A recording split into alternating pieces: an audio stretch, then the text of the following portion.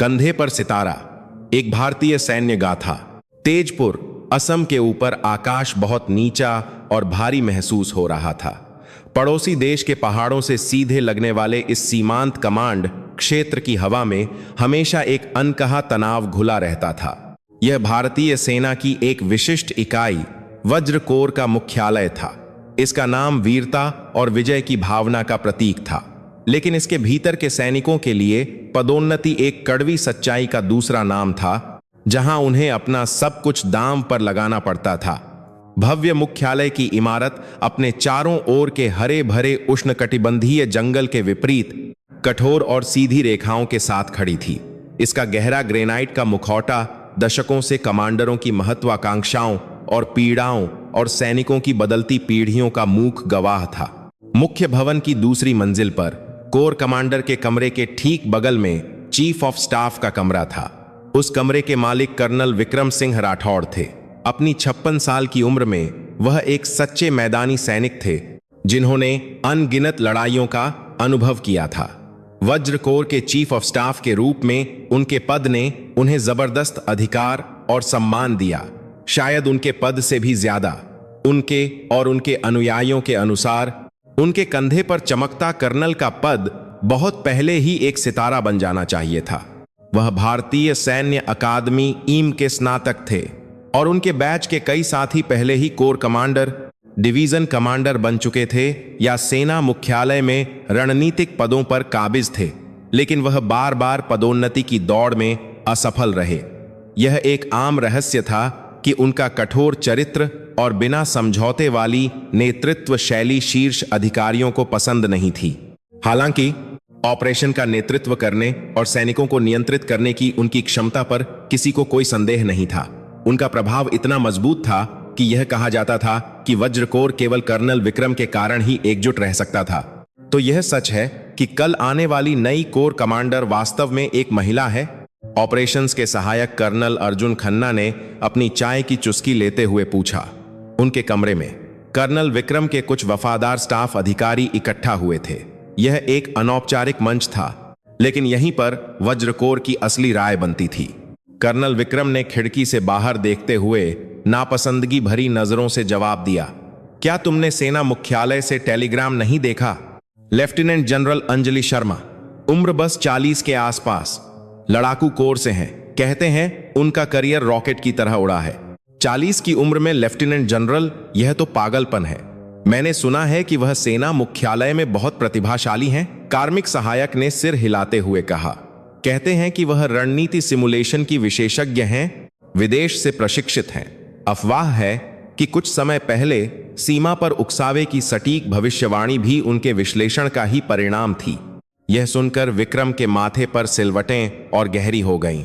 उन्हें उन सैलून अधिकारियों से नफरत थी जो केवल कंप्यूटर स्क्रीन को देखकर रणनीति बनाते थे।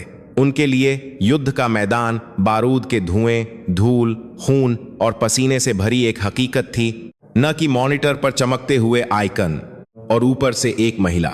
वह स्वीकार कर सकते थे कि महिला कोर की कोई महिला अधिकारी प्रशासन या लॉजिस्टिक्स के क्षेत्र में अपनी क्षमता दिखाए, लेकिन एक कोर कमांडर का पद जो हजारों सैनिकों को दुश्मन से लड़ने के लिए नेतृत्व करता है, मौलिक रूप से एक अलग बात थी। रणनीति सिमुलेशन, बकवास। उनकी आवाज में तिरस्कार भरा था। एक ऐसी बच्ची जिसने कभी गोलियों की सीटी सुनते हुए बंकर में रात नहीं बिताई। वह क्या जानती है? क्या उसे लगता है कि ऑपरेशन कंप्यूटर पर बस कुछ क्लिक करने का खेल है? यह सीमांत कोर अलग है।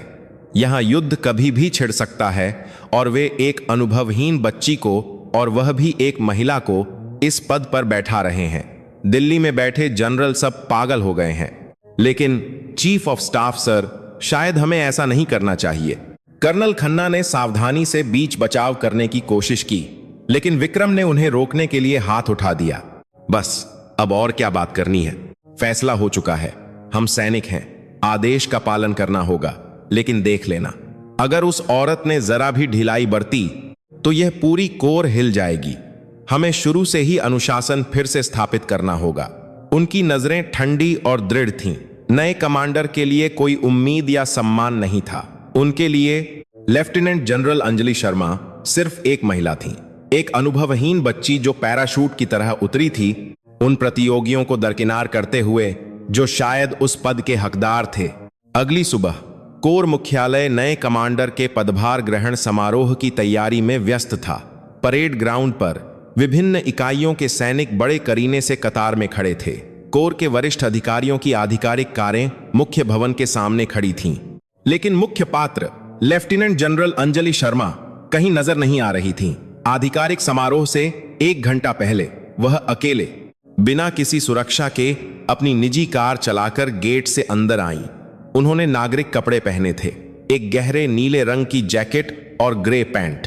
उनके चेहरे पर कोई मेकअप नहीं था, बाल बड़े करीने से बंधे हुए थे। वह एक जनरल की तुलना में एक प्रोफेसर या शोधकर्ता की तरह अधिक दिख रही थीं। गेट पर मौजूद संतरी ने उन्हें नहीं पहचाना। उन्होंने सोचा कि वह रक्षा मंत्रालय की कोई नागरिक अतिथि हैं जिन्हें प्रवेश की अनुमति मिल चुकी थी। इसीलिए उन्होंने बस उनका पहचान पत्र देखा और उन्हें जाने दिया। अंजलि ने अपनी कार मुख्य भवन से कुछ दूर पार्क की और धीरे धीरे चलने लगीं। दूर से उन्होंने समारोह की हलचल भरी तैयारियों को देखा। मैदानी युद्ध इकाई की हवा, जिसे उन्होंने दशकों पहले छोड़ दिया था, ताजा और साथ ही ठंडी महसूस हुई। एक उदासीन लेकिन असाधारण रूप से तेज नजर से उन्होंने इमारत की संरचना, आसपास की स्थलाकृति और गार्डों की तैनाती का जायजा लिया। सब कुछ उनके दिमाग में 3 आयामी रूप में चित्रित हो गया। मुख्य भवन की दूसरी मंजिल का गलियारा अधिकारियों की चहल पहल से भरा था। वह कमांडर के कमरे की ओर चलीं, फिर गलियारे के एक कोने में एक कुर्सी पर चुपचाप बैठ गईं, मानो कोई युवा अधिकारी किसी का इंतजार कर रहा हो। किसी ने उन पर ध्यान नहीं दिया। हर कोई जल्द ही आने वाली महिला कमांडर के बारे में अपनी कल्पनाओं और उम्मीदों में डूबा हुआ था। तभी चीफ ऑफ स्टाफ के कमरे का दरवाजा जोर से खुला और कर्नल विक्रम सिंह राठौड़ बाहर निकले। उनका चेहरा अभी भी तमतमाया हुआ था, शायद अपने कर्मचारियों के साथ हुई बातचीत का असर था। जब वह शौचालय की ओर गलियारे से गुजरे तो उनकी नजर कोने में बैठी उस अजनबी महिला पर पड़ी। उन्होंने ऊपर से नीचे तक उस महिला के पहनावे को देखा। एक अनजान चेहरा, नागरिक कपड़े। उन्होंने तुरंत मान लिया कि वह कोई नई अधिकारी है जो अपनी पोस्टिंग का इंतजार कर रही है, या शायद कोई निचली रैंक की कर्मचारी जो किसी आधिकारिक काम से आई है। उनके दिमाग में महिला और अधीनस्थ शब्द स्वचालित रूप से जुड़ गए। कर्नल विक्रम रुके और अपनी ठुड्डी से उस महिला की ओर इशारा किया। उनकी आवाज में आदेश और अधिकार भरा था। ए, तुम वहां, अगर नई अधिकारी हो तो एक कड़क चाय बनाओ। अंजलि ने धीरे धीरे अपना सिर उठाया। उनकी नजरें गहरी, शांत थीं, बिना किसी भावना के। उनकी आंखें सीधे कर्नल विक्रम के चेहरे पर टिकी थीं। उन्होंने कोई जवाब नहीं दिया, वह बस देखती रहीं। चुप्पी और उस अविचल दृष्टि ने विक्रम को एक पल के लिए हैरान कर दिया। यह वह प्रतिक्रिया नहीं थी जिसकी उन्होंने उम्मीद की थी। एक अधीनस्थ जो हड़बड़ाकर खड़ा हो जाता और चिल्लाता, जी साहब। इसके बजाय वह दृष्टि मानो उनके अस्तित्व को भेद रही थी और उनके अधिकार की अनदेखी से उत्पन्न हुई झुंझलाहट अब सुलगने लगी थी। यह विचार कि उनकी अनदेखी की गई और यह कि ऐसा करने वाली एक महिला थी, ने उनके विवेक को पंगु बना दिया। वह अपने गुस्से को नियंत्रित नहीं कर सके और एक ऐसा वाक्य कह गए जिसने उनके पूरे सैन्य करियर में बनाए गए सभी विवेक और सम्मान को ध्वस्त कर दिया। उनके मुंह से निकले शब्द इतने निम्न और असभ्य थे कि पूरा गलियारा जम गया। क्या देख रही है? कान बहरे हैं क्या? जल्दी चाय बना, औरत कहीं की।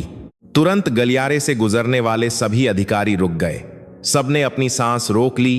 कर्नल विक्रम और उस अनजान महिला को फटी आंखों से देखने लगे।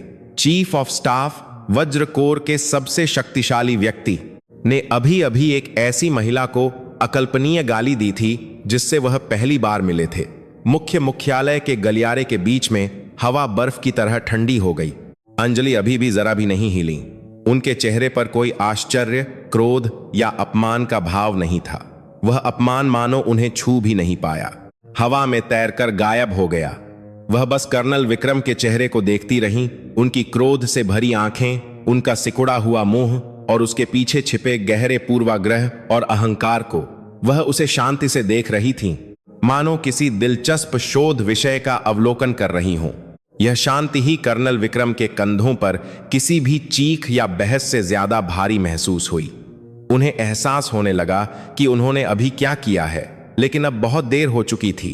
गलियारे में मौजूद सभी लोगों की नजरें उनके पीठ में चुभते हुए चाकुओं की तरह महसूस हो रही थीं। उन्हें स्थिति को सुधारना था, लेकिन उन्हें समझ नहीं आ रहा था कि क्या कहें। उनका जीवन भर का बनाया हुआ स्वाभिमान और अधिकार गलियारे के बीच में चकनाचूर हो गया था। कुछ मिनट बाद कमांडर का एक सहायक गलियारे में दौड़ता हुआ आया और चिल्लाया, नए कमांडर आ गए हैं, वह कहां हैं? आह, ये रही। सहायक की नजर सीधे कुर्सी पर बैठी अंजलि पर पड़ी।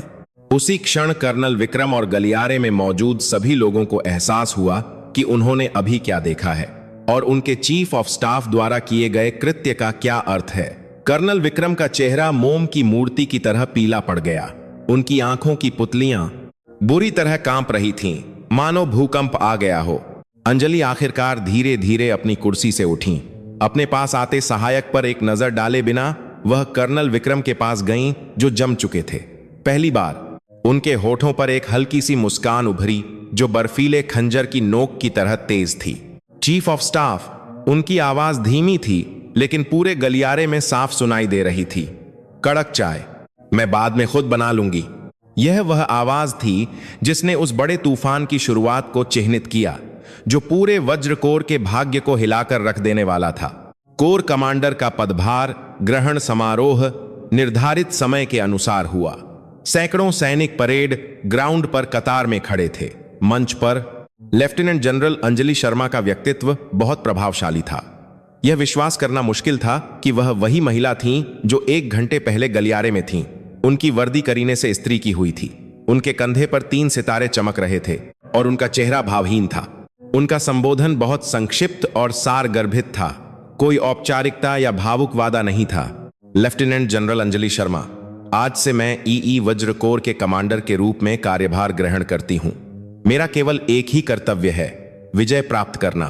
आपका भी यही कर्तव्य है। समाप्त। लंबे भाषणों के आदि सैनिक और कर्मचारी एक पल के लिए भ्रमित हो गए, लेकिन वे उन संक्षिप्त शब्दों में निहित इस्पाती दृढ़ संकल्प और वजन से प्रभावित हुए। अंजलि मंच से उतरी और बिना किसी मुस्कान या हिचकिचाहट के सैनिकों की पंक्तियों का निरीक्षण किया।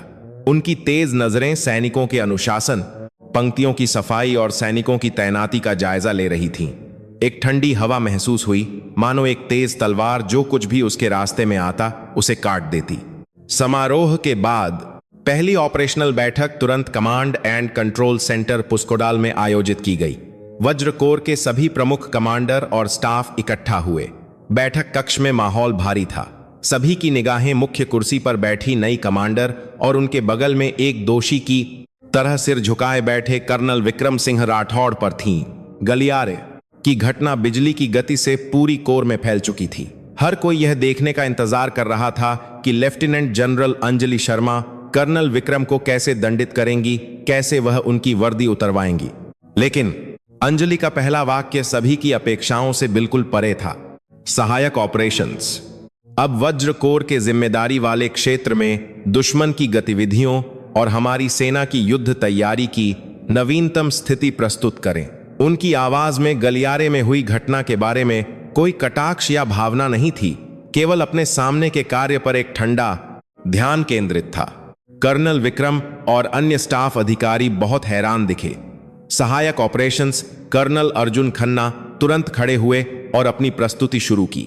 हमेशा की तरह उन्होंने तैयार किए गए आंकड़ों के आधार पर रिपोर्ट दी। सीमा पार दुश्मन की इकाइयों की स्थिति, नवीनतम गतिविधियों के रुझान और उनका सामना करने के लिए वज्र कोर की मानक संचालन प्रक्रिया प्रस्तुति सुचारू रूप से चल रही थी।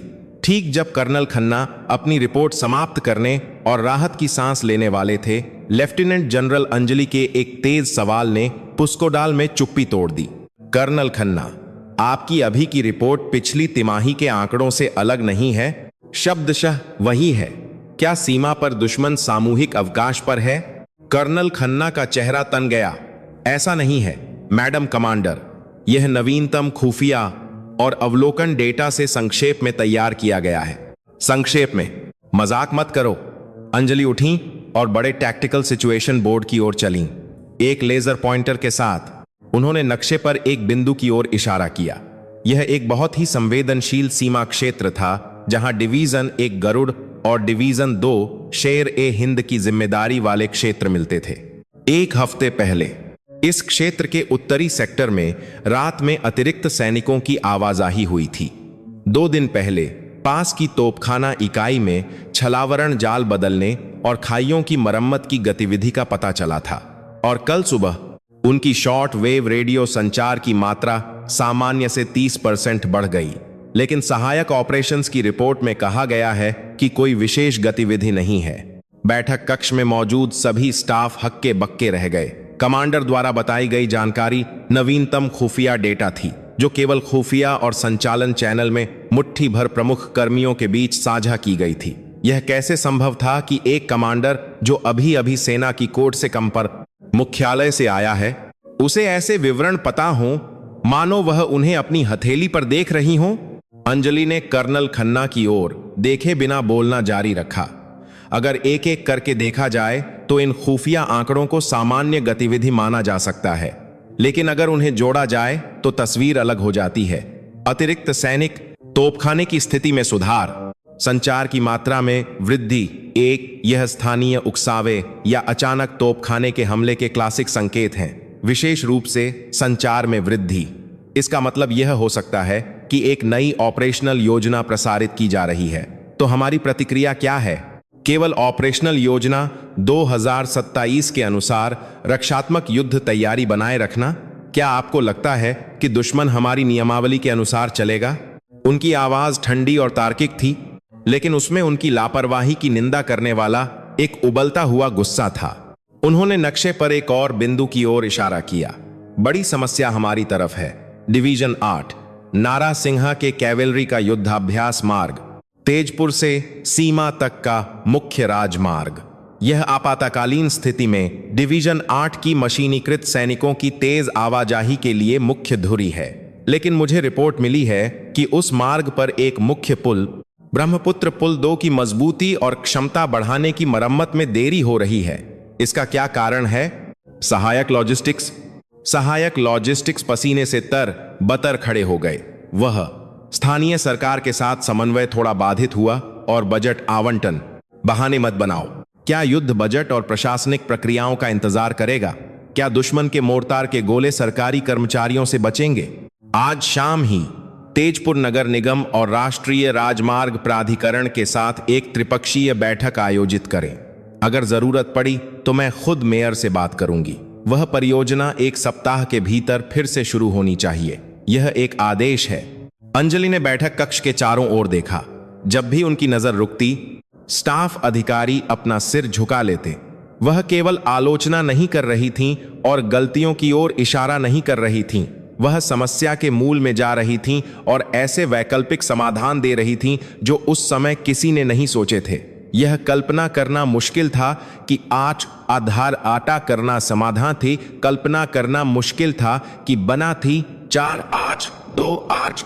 उन्होंने पिछले कुछ दिनों में या शायद सेना मुख्यालय में रहते हुए भी वज्र कोर की सभी समस्याओं का कितना गहरा अध्ययन और विश्लेषण किया था। अंत में उनकी नजर कर्नल विक्रम सिंह राठौड़ पर पड़ी। सबने अपनी सांस रोक ली। उन्होंने सोचा कि यही वह क्षण है। Chief of staff. जी कमांडर, कर्नल विक्रम ने लगभग सुनाई न देने वाली आवाज में जवाब दिया। उनका सामान्य अधिकार गायब हो गया था। हमारी कोर की वर्तमान ऑपरेशनल योजना बहुत कठोर है। यह केवल एक ऐसे पैटर्न की पुनरावृत्ति है जिसका आसानी से अनुमान लगाया जा सकता है। थोड़ा भी चतुर दुश्मन कमांडर हमारे अगले कदम को पढ़ सकता है। आज से हम कोर की ऑपरेशनल योजना की पूरी तरह से समीक्षा करेंगे। मैं चीफ ऑफ स्टाफ को मुख्य जिम्मेदार व्यक्ति के रूप में नियुक्त करती हूं। यह एक अप्रत्याशित आदेश था। कोई प्रतिबंध या सजा नहीं, बल्कि कोर में सबसे महत्वपूर्ण कार्य। न केवल विक्रम बल्कि अन्य स्टाफ ने भी भ्रमित भाव दिखाए। अंजलि विक्रम के करीब आई, एक धीमी आवाज में, जिसे केवल वह सुन सकता था, लेकिन बर्फ से भी ठंडे लहजे में उन्होंने फुसफुसाया, मैंने सुना है कि चीफ ऑफ स्टाफ मैदान में बहुत अनुभवी हैं। शायद आप वह देख सकते हैं जो मेरे जैसे सैलून अधिकारी नहीं देख सकते। साबित करें कि आपका महान अनुभव और क्षमता केवल लोहे का ढेर नहीं है। यदि आप मेरी उम्मीदों पर खरे नहीं उतरे।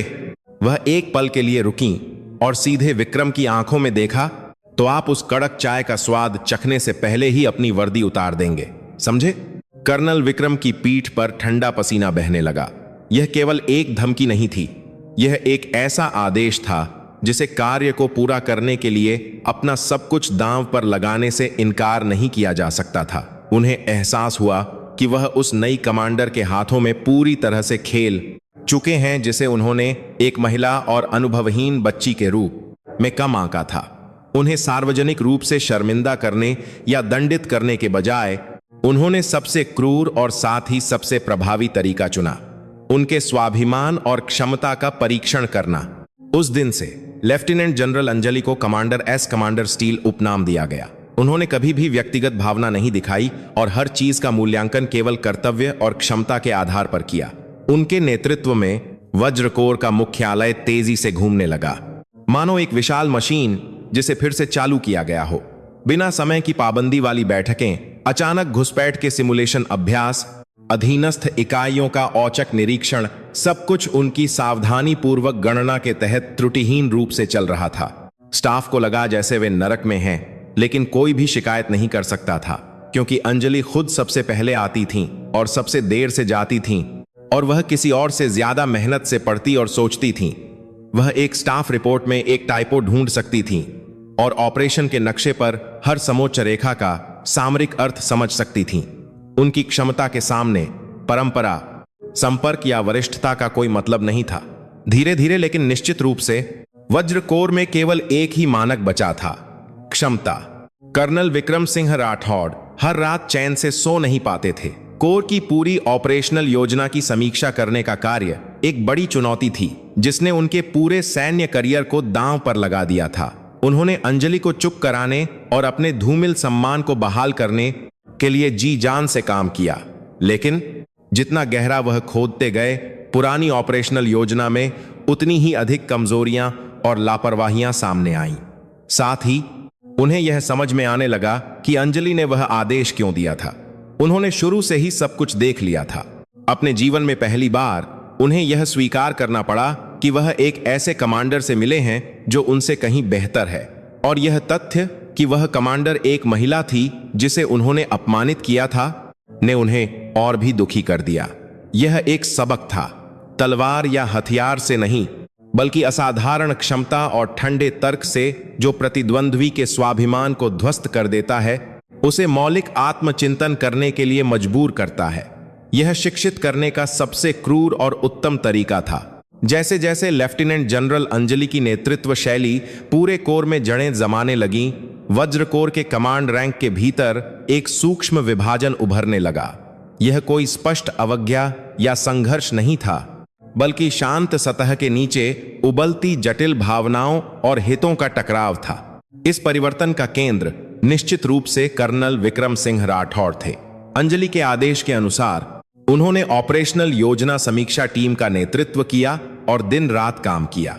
उनकी मेज ऑपरेशनल नक्शों, विश्लेषण डेटा और प्रत्येक इकाई की युद्ध क्षमता मूल्यांकन रिपोर्टों के ढेर से भरी हुई थी। उन्होंने अपने सभी सैन्य ज्ञान और मैदानी अनुभव को झोंक दिया।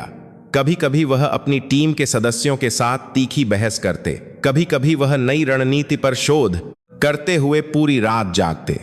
विडंबना यह है कि इस प्रक्रिया में उन्होंने अपने सैन्य करियर की शुरुआती भावना और जुनून को फिर से महसूस किया। एक मैदानी कमांडर की प्रवृत्ति जो लंबे समय से भूली हुई थी, मानो फिर से जाग उठी हो। हालांकि उनका मन अभी भी उथल पुथल में था। वह अंजलि की असाधारण क्षमता को स्वीकार किए बिना नहीं रह सकते थे। उन्होंने जिन समस्याओं की ओर इशारा किया था, वे जैसे जैसे वह गहराई में गए सही साबित हुईं, और उन्होंने जो दिशाएं प्रस्तावित कीं वे बहुत सटीक थीं। अपने दिल की गहराई में उन्होंने एक तरह की प्रशंसा को बढ़ते हुए महसूस किया, और वह अक्सर उस भावना से हैरान हो जाते थे, लेकिन साथ ही इस तथ्य के प्रति उनका गुस्सा और अस्वीकृति कि वह एक महिला थीं और जिस तरह से उन्होंने उन्हें अविस्मरणीय अपमान दिया था, वह भी गायब नहीं हुआ था। ये दोनों भावनाएं उनके भीतर लगातार संघर्ष करती रहीं, उन्हें पीड़ा देती रहीं। विक्रम का यह भ्रम उनके अनुयायी पुराने गुट के स्टाफ तक भी फैल गया। कर्नल अर्जुन खन्ना सहायक ऑपरेशंस और कर्नल प्रकाश राव सहायक लॉजिस्टिक्स, जो लंबे समय से विक्रम के साथ वज्रकोर में वास्तविक शासक रहे थे, को वर्तमान स्थिति बिल्कुल पसंद नहीं थी। वे भी अंजलि की क्षमता को प्रत्यक्ष रूप से देखकर हैरान थे, लेकिन वे इसे इतनी आसानी से स्वीकार नहीं करना चाहते थे। उनका आगमन एक ऐसी घटना थी जिसने उस व्यवस्था और पदानुक्रम को मौलिक रूप से हिला दिया था, जिसे उन्होंने सेना में दशकों से बनाया था, साथ ही पुरुष प्रधान संस्कृति को भी। एक शाम काम के बाद विक्रम, अर्जुन और प्रकाश मुख्यालय के पास एक साधारण ढाबे पर इकट्ठा हुए। कुछ गिलास रम के बाद दबी हुई शिकायतें फूट पड़ी। चीफ ऑफ स्टाफ सर, क्या आप सच में ऐसे ही चुप रहेंगे? कर्नल खन्ना ने निराशा भरे लहजे में बात शुरू की। हर दिन ओवरटाइम काम, फिर उस अनुभवहीन बच्ची कमांडर से रिपोर्ट की मंजूरी लेनी पड़ती है। यह बहुत हो गया। आपके अनुभव और क्षमता के साथ उसके जैसे किसी को। चुप रहो, विक्रम ने अपनी रम एक ही घूंट में पीते हुए कहा। उनका चेहरा लाल हो गया था, चाहे वह शराब के कारण हो या उनकी आंतरिक उथल पुथल के कारण। वह औरत कोई अनुभवहीन बच्ची नहीं है। कम से कम ऑपरेशन देखने के मामले में वह सेना मुख्यालय के स्तर पर भी सर्वश्रेष्ठ है। मैं इसकी गारंटी देता हूं। इस अप्रत्याशित जवाब ने अर्जुन और प्रकाश को एक दूसरे को देखने पर मजबूर कर दिया। उनके नेता विक्रम ने अभी अभी अंजलि को स्वीकार किया था। कर्नल प्रकाश ने सावधानी से कहा, निश्चित रूप से हम जानते हैं कि वह सक्षम है सर, लेकिन क्या सेना केवल क्षमता से चलती है? नेतृत्व जो अधीनस्थों को गले लगा सकता है, व्यक्तिगत विश्वास, ऐसी चीजें अधिक महत्वपूर्ण हैं। अब कोर की स्थिति देखें। हर कोई बस कमांडर का चेहरा देखता है, सांस भी खुलकर नहीं ले सकता। यह एक स्वस्थ संगठन नहीं है। बिल्कुल सही, अर्जुन ने कहा। हर बैठक में वह लोगों को सचमुच थका देती है। बिना किसी दया के केवल आलोचना करती है, प्रोत्साहन या प्रशंसा का एक भी शब्द नहीं। ऐसे नेता के लिए कौन अपनी जान जोखिम में डालेगा? अगर युद्ध छिड़ गया तो उसके सभी अधीनस्थ भाग जाएंगे।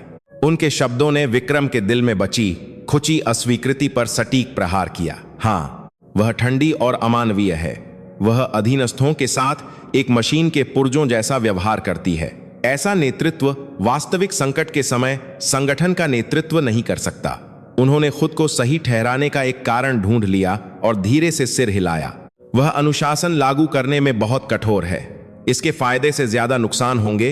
विक्रम की सहमति से प्रोत्साहित होकर अर्जुन ने अपनी आवाज ऊंची की। इसीलिए सर, हमें इसे ठीक करने के लिए कुछ करना होगा। इसका मतलब यह नहीं है कि हमें कमांडर के सभी आदेशों का आंख बंद करके पालन करना चाहिए। हमें उसे मैदान की हकीकत बतानी होगी। चीफ ऑफ स्टाफ सर को एक मजबूत केंद्र बनना होगा। विक्रम ने कोई जवाब नहीं दिया, बस अपना पेय पीते रहे।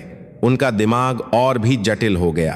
अंजलि का विरोध करने की इच्छा और अपनी क्षमता को फिर से साबित करने के लिए दी गई ऑपरेशनल योजना, समीक्षा के कार्य को पूरा करने की इच्छा फिर से टकरा गई।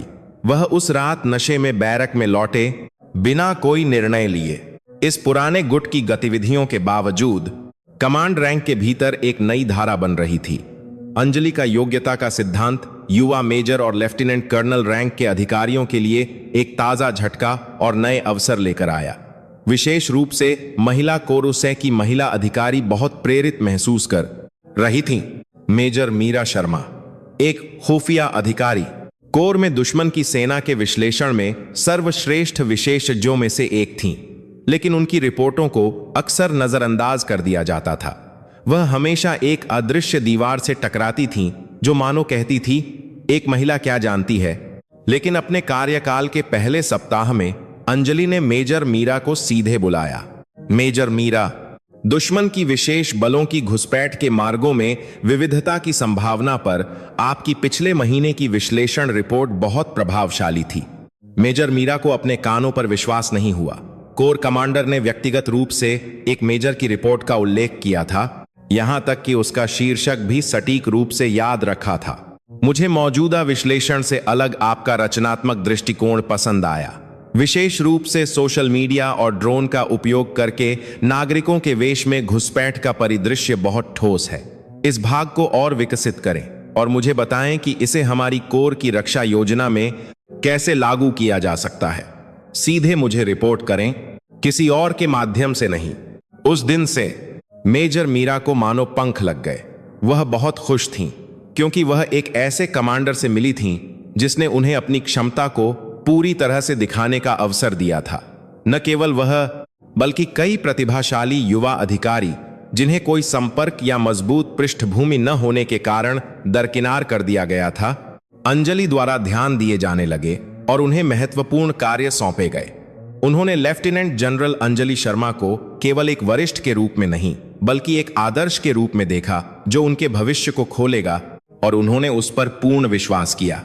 इस प्रकार वज्र कोर के कमांड रैंक अनजाने में अंजलि पर केंद्रित एक नए समूह और कर्नल विक्रम पर केंद्रित एक पुराने समूह में विभाजित होने लगे। यह विभाजन अभी तक सतह पर नहीं आया था, लेकिन इसने पूरे कोर के माहौल को बदल दिया था। बैठक कक्ष में अंजलि के तेज सवाल और निर्देश अभी भी जारी थे, लेकिन उन्हें प्राप्त करने वाले स्टाफ का रवैया थोड़ा अलग था। नया समूह सक्रिय रूप से राय दे रहा था और विकल्प प्रस्तावित कर रहा था, जबकि पुराना समूह अनिच्छा से सहमत होता था या चुप रहकर निष्क्रिय प्रतिरोध दिखाता था। अंजलि इन सभी परिवर्तनों को अपनी हथेली की तरह जानती थीं। उन्होंने जानबूझकर उस विभाजन को होने दिया नहीं, ऐसा लगता था कि वह इसका आनंद ले रही थीं। उन्होंने सोचा कि यह एक कठोर और पुरानी संस्था के लिए एक नए क्रम की ओर सुधार करते समय अनुभव किया जाने वाला एक स्वाभाविक विकास दर्द है। उन्होंने पुराने गुट के असंतोष को बल से नहीं दबाया। इसके बजाय उन्होंने इसे उन परिणामों और उपलब्धियों से साबित करने की योजना बनाई जिन्हें वे नकार नहीं सकते थे। एक दोपहर ऑपरेशनल योजना की समीक्षा पर एक अंतरिम रिपोर्ट आयोजित की गई। कर्नल विक्रम ने कई रातों की अपनी मेहनत का परिणाम अंजलि के सामने प्रस्तुत किया। उनकी रिपोर्ट पहले की तुलना में कहीं अधिक विस्तृत और तार्किक थी। हालांकि अंजलि संतुष्ट नहीं थी। चीफ ऑफ स्टाफ, मुझे पता है कि आपने बहुत मेहनत की है, लेकिन आपकी योजना अभी भी रक्षा पर बहुत अधिक केंद्रित है। अंजलि सिचुएशन बोर्ड के पास गईं और एक लाल रेखा खींची जो दुश्मन के हमले की अनुमानित धुरी को दर्शाती थी। फिर उन्होंने एक पूरी तरह से अलग स्थान पर एक नीला तीर खींचा। हमें हमेशा दुश्मन के पहले हमला करने का इंतजार क्यों करना चाहिए? यदि दुश्मन के हमले के संकेत स्पष्ट हैं, तो हम उनकी हमला करने की मंशा को तोड़ने के लिए पहले उनके प्रमुख प्रतिष्ठानों पर हमला करके आक्रामक रक्षा, ऑफेंसिव डिफेंस की अवधारणा को क्यों नहीं लागू करते? उदाहरण के लिए, यदि यह निश्चित है कि दुश्मन की तोपखाना इकाई गोलीबारी के लिए उकसावे की तैयारी कर रही है, तो हम अपने कनौ वज्र स्वचालित होवित्ज़र और सामरिक मिसाइल प्रणालियों के साथ पहले उनके कमांड मुख्यालय और तोपखाने की स्थिति को निष्क्रिय कर सकते हैं। बैठक कक्ष में सन्नाटा छा गया, मानो ठंडे पानी से सींचा गया हो।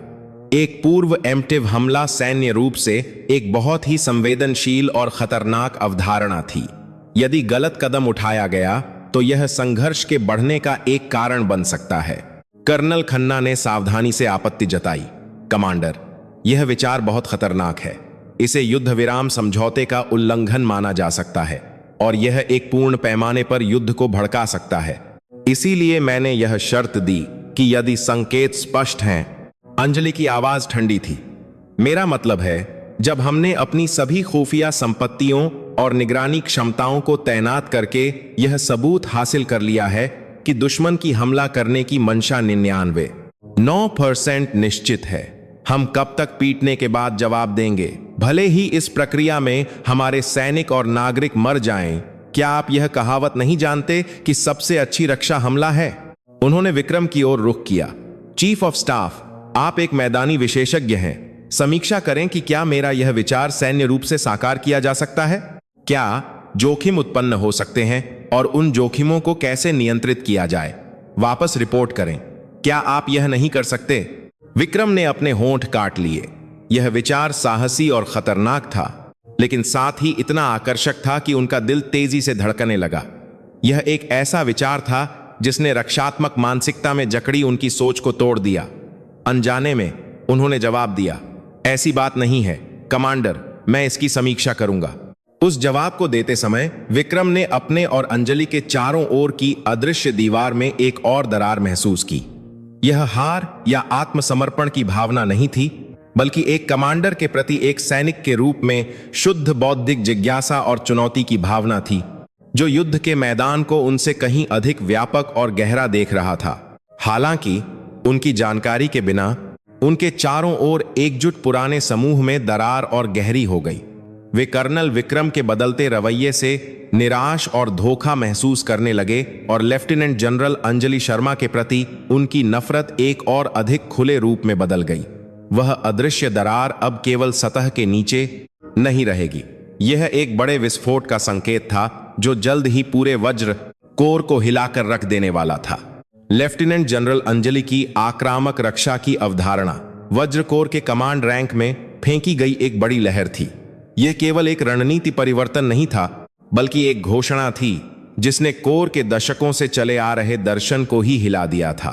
कर्नल विक्रम ने उस कार्य को उठाया और बेचैनी भरी रातें बिताईं। यह विचार खतरनाक था, लेकिन इसके पीछे वह एक कमांडर की उस मौलिक पीड़ा को स्पष्ट रूप से महसूस करने लगे थे, जो दुश्मन की इच्छा को पहले तोड़कर अपने पक्ष में नुकसान को कम करने की थी। उनके मन में एक महिला और अनुभवहीन बच्ची के बारे में पूर्वाग्रह मिट गए और उनकी जगह कमांडर अंजलि की छवि धीरे धीरे अंकित हो गई। हालांकि हर कोई विक्रम की तरह परिवर्तन का अनुभव नहीं कर रहा था। जैसे जैसे वह अंजलि की लय में और अधिक खिंचते हुए दिखाई दिए, कर्नल अर्जुन खन्ना और कर्नल प्रकाश राव के नेतृत्व वाले पुराने गुट के स्टाफ की चिंता और नफरत और बढ़ गई। उनके लिए विक्रम का परिवर्तन विश्वासघात से कम नहीं था। वह जो उनकी ढाल और आधार थे, मानो दुश्मन कमांडर के सामने आत्मसमर्पण कर रहे थे। उस रात हमेशा की तरह वे मुख्यालय के बाहर एक साधारण ढाबे पर इकट्ठा हुए। कर्नल खन्ना ने असंतोष से भरी आवाज में बात शुरू की। मैं सच में नहीं समझ पा रहा हूं कि चीफ ऑफ स्टाफ सर क्या सोच रहे हैं। पूर्व एम्प्टिव हमला, यह एक पागलपन भरा विचार है ना? और वह तुरंत इसकी समीक्षा करने के लिए सहमत हो गए। अगर युद्ध छिड़ गया तो कौन जिम्मेदार होगा? सहायक लॉजिस्टिक्स कर्नल प्रकाश राव ने अपनी मुट्ठी से मेज पर प्रहार किया। जिम्मेदारी? वह औरत जिम्मेदार नहीं होगी। वह बस अपने सीवी के लिए अपने कंधे पर एक और सितारा जोड़ेगी, फिर चली जाएगी। सारे परिणाम हमें भुगतने होंगे। भले ही यह तेजपुर की धरती जल जाए, उसे कोई फर्क नहीं पड़ेगा। उनकी बातचीत कठोर आरोपों और चिंता से भरी थी। यह तर्क नहीं था। अंजलि का नेतृत्व उनके जीवन भर बनाए रखे गए सैन्य दुनिया की नींव को हिला रहा था। योग्यता, अमानवीय दक्षता और सबसे बढ़कर यह तथ्य कि एक महिला हजारों पुरुष सैनिकों का नेतृत्व कर रही थी, उनके लिए एक असहनीय अपमान था। खन्ना की आंखें चमक उठीं जब उन्होंने चारों ओर देखा। हम बस चुपचाप बैठकर यह स्वीकार नहीं कर सकते। हमें कुछ करना होगा, कुछ करना होगा। हम क्या कर सकते हैं? क्या हम कोर कमांडर के आदेशों का खुलेआम विरोध करेंगे? राव ने व्यंग्यात्मक ढंग से पूछा। उससे सीधे भिड़ना एक मूर्खतापूर्ण कार्य होगा। खन्ना की आवाज धीमी और उदास हो गई। तलवार केवल सामने से नहीं आती, पीठ में छाया से छुरा घोंपा गया तलवार कहीं अधिक भयावह होता है। उन्होंने अपनी जेब से अपना फोन निकाला और उसकी स्क्रीन को देखा। स्क्रीन पर रक्षक मंच का होम पेज था, एक ऑनलाइन समुदाय जहां सैनिक गुमनाम रूप से सक्रिय थे। यह एक ऐसी जगह थी जहां सेना की आंतरिक राय पिघलने वाले बर्तन की तरह उबलती थी, जिसमें बहुत सारे पोस्ट और टिप्पणियां होती थीं। हमें जनमत को प्रभावित करना होगा। एक कमांडर के कान बंद करने का कोई फायदा नहीं है। हमें पूरी कोर को नहीं, पूरे सेना मुख्यालय को सुनाना होगा। हमें उन्हें बताना होगा कि नई कमांडर की तानाशाही नेतृत्व शैली कितनी खतरनाक है और सीमा पर सैनिक कितने चिंतित हैं। राव की आंखें फैल गईं। कहीं तुम इंटरनेट पर कुछ पोस्ट तो नहीं करने वाले? इसमें गलत क्या है? यह गुमनाम है। कौन जानेगा कि किसने लिखा है? खन्ना आत्मविश्वासी लग रहे थे। हमें बस तथ्यों को थोड़ा तोड़ मरोड़ कर पेश करना है। उदाहरण के लिए, एक अमानवीय महिला कमांडर की तानाशाही के कारण सैनिकों का मनोबल गिर गया है। अवास्तविक ऑपरेशनल योजना में बदलाव के कारण पूरी कोर अस्त व्यस्त हो गई है। खतरनाक पूर्व एम्प्टिव हमले के सिद्धांत के साथ प्रायद्वीप को युद्ध के कगार पर ला खड़ा किया है। अगर हम थोड़ी सी सच्चाई में चिंता भड़काने वाला मसाला मिला दें तो लोग विश्वास कर लेंगे। यह एक ऐसी सीमा का उल्लंघन करने वाला कार्य था जिसे एक सैनिक को कभी नहीं करना चाहिए। एक स्पष्ट अवज्ञा और सैन्य अनुशासन को भंग करने वाला कार्य। हालांकि उन लोगों के लिए जिनकी विवेक बुद्धि शराब और गुस्से से पंगु हो गई थी, यह अपने विशेषाधिकारों और स्वाभिमान की रक्षा करने का एकमात्र तरीका लग रहा था। उन्होंने उस जगह पर एक विस्तृत योजना बनाई। वे इतने चालाक भी थे कि उन्होंने इसे खुद पोस्ट नहीं किया, बल्कि लॉजिस्टिक्स विभाग के एक युवा अधिकारी को, जो उनके प्रति वफादार था, मुख्यालय के बाहर एक इंटरनेट कैफे से ऐसा करने के लिए कहा। कुछ दिनों बाद रक्षक मंच के फ्री डिस्कशन बोर्ड पर एक पोस्ट दिखाई दी। शीर्षक: हमारी कोर में नई तैनात लौह रानी के लिए एक खुला पत्र। मैं सीमा पर वज्र कोर में तैनात एक अधिकारी हूं। कुछ समय पहले भारत की पहली महिला कमांडर हमारी कोर में तैनात की गईं। मीडिया ने उन्हें लौह महिला, कांच की छत तोड़ने वाली के रूप में सराहा, लेकिन हम जो आंतरिक स्थिति का अनुभव कर रहे हैं वह वास्तव में पतली बर्फ पर चलने जैसा है।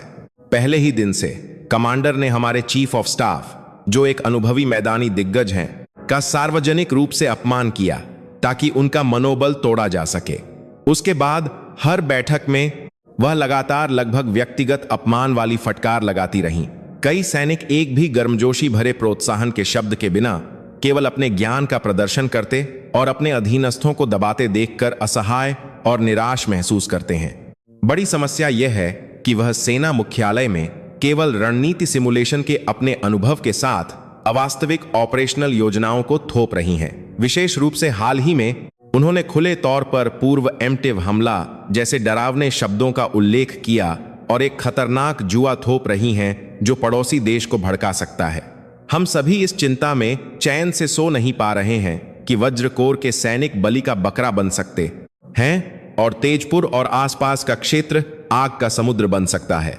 मैं कमांडर से पूछना चाहता हूं, यह जगह आपके प्रमोशन के लिए सीवी बनाने की प्रयोगशाला नहीं है। यह एक सीमा है जहां हजारों अधीनस्थों और उनके परिवारों का जीवन दांव पर लगा है। कृपया अपने ठंडे तर्क के पीछे छिपे रानी के ताज को उतारें और मैदान से आवाज सुने। इस पोस्ट ने एक विस्फोटक प्रतिक्रिया को जन्म दिया। गुमनामी के पीछे छिपे कई सैनिकों ने सहमति या विरोध में टिप्पणियां की, जिससे एक तीखी बहस छिड़ गई। देखा, मैंने कहा था ना कि अगर कोई महिला कमांडर बनेगी तो यूनिट बर्बाद हो जाएगी। लेखक साहसी है, मैं उसका समर्थन करता हूं, हालांकि मुझे संदेह है कि इससे कुछ बदलेगा। क्या मतलब है तुम्हारा? जब से कमांडर आई हैं, हमारी यूनिट बहुत बेहतर हो गई है। अनुशासन सख्त हो गया है।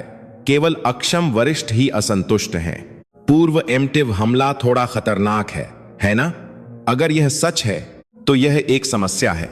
यह पोस्ट तेजी से विभिन्न सैन्य समुदायों और सोशल मीडिया पर फैल गई।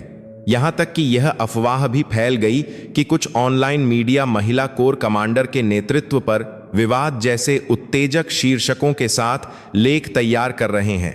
छाया से फेंका गया वह चाकू सीधे अंजलि शर्मा के दिल पर लगा। उसी समय खुफिया विभाग की मेजर मीरा शर्मा पीले चेहरे के साथ कमांडर के कमरे का दरवाजा खटखटाया। कांपते हाथों से उन्होंने अपना टैबलेट पीसी अंजलि को दिया। कमांडर, आपको यह देखना होगा। अंजलि ने विवादास्पद पोस्ट और उसकी सैकड़ों टिप्पणियों को भावहीन चेहरे से पढ़ा। उनकी आंखों की पुतलियां जरा भी नहीं हिलीं। मेजर मीरा अपने गुस्से को नियंत्रित नहीं कर सकीं और कहा, यह स्पष्ट रूप से मानहानि है। यह एक दुर्भावनापूर्ण उकसावा है जो जानबूझकर कमांडर की कमांड नीतियों को तोड़ मरोड़ कर पेश करता है, और इसका उद्देश्य सेना का मनोबल गिराना है। इसका समय किस तरह से कामने की? मेजर मीरा, अंजलि ने शांति से बीच में टोका, भावुक मत हो। युद्ध के मैदान में हमारी सेना के बीच फूट दुश्मन की गोलियों से ज्यादा भयावह होती है। इस तरह के हमले की मैंने पहले से ही उम्मीद की थी।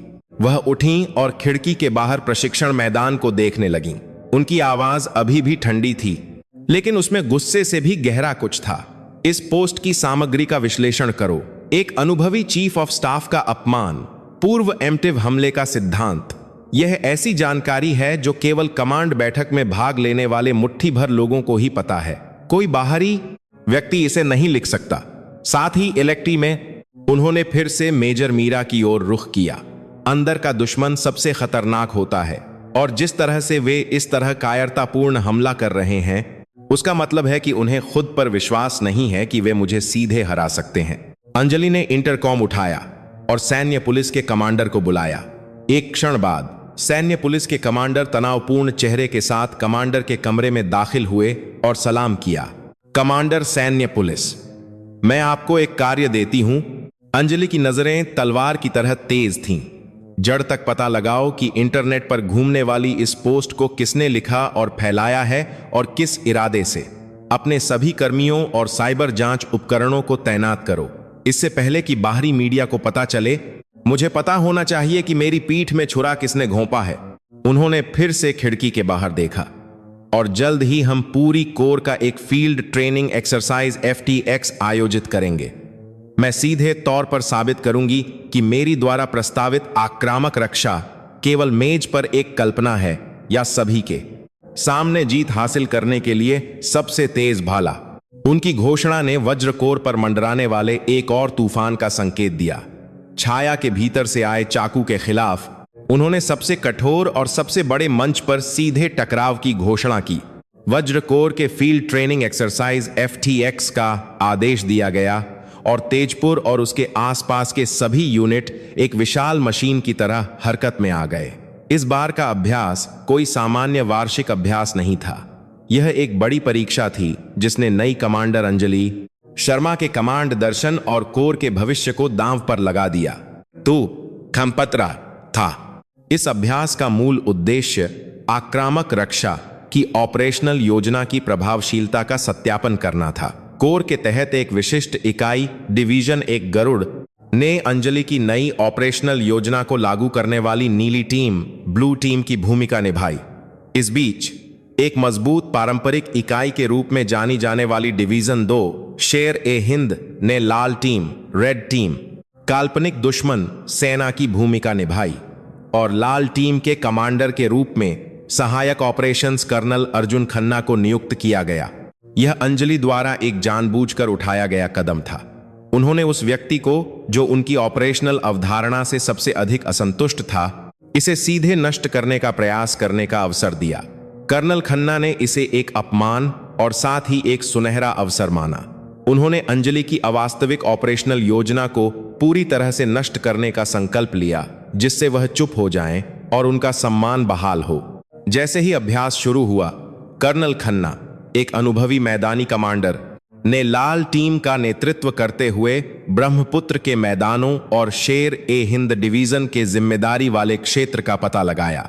उन्होंने ड्रोन और निगरानी उपकरणों की आंखों को धोखा देने के लिए सक्रिय रूप से धोखे की रणनीति का इस्तेमाल किया, जिन पर अंजलि निश्चित रूप से भरोसा करेंगी।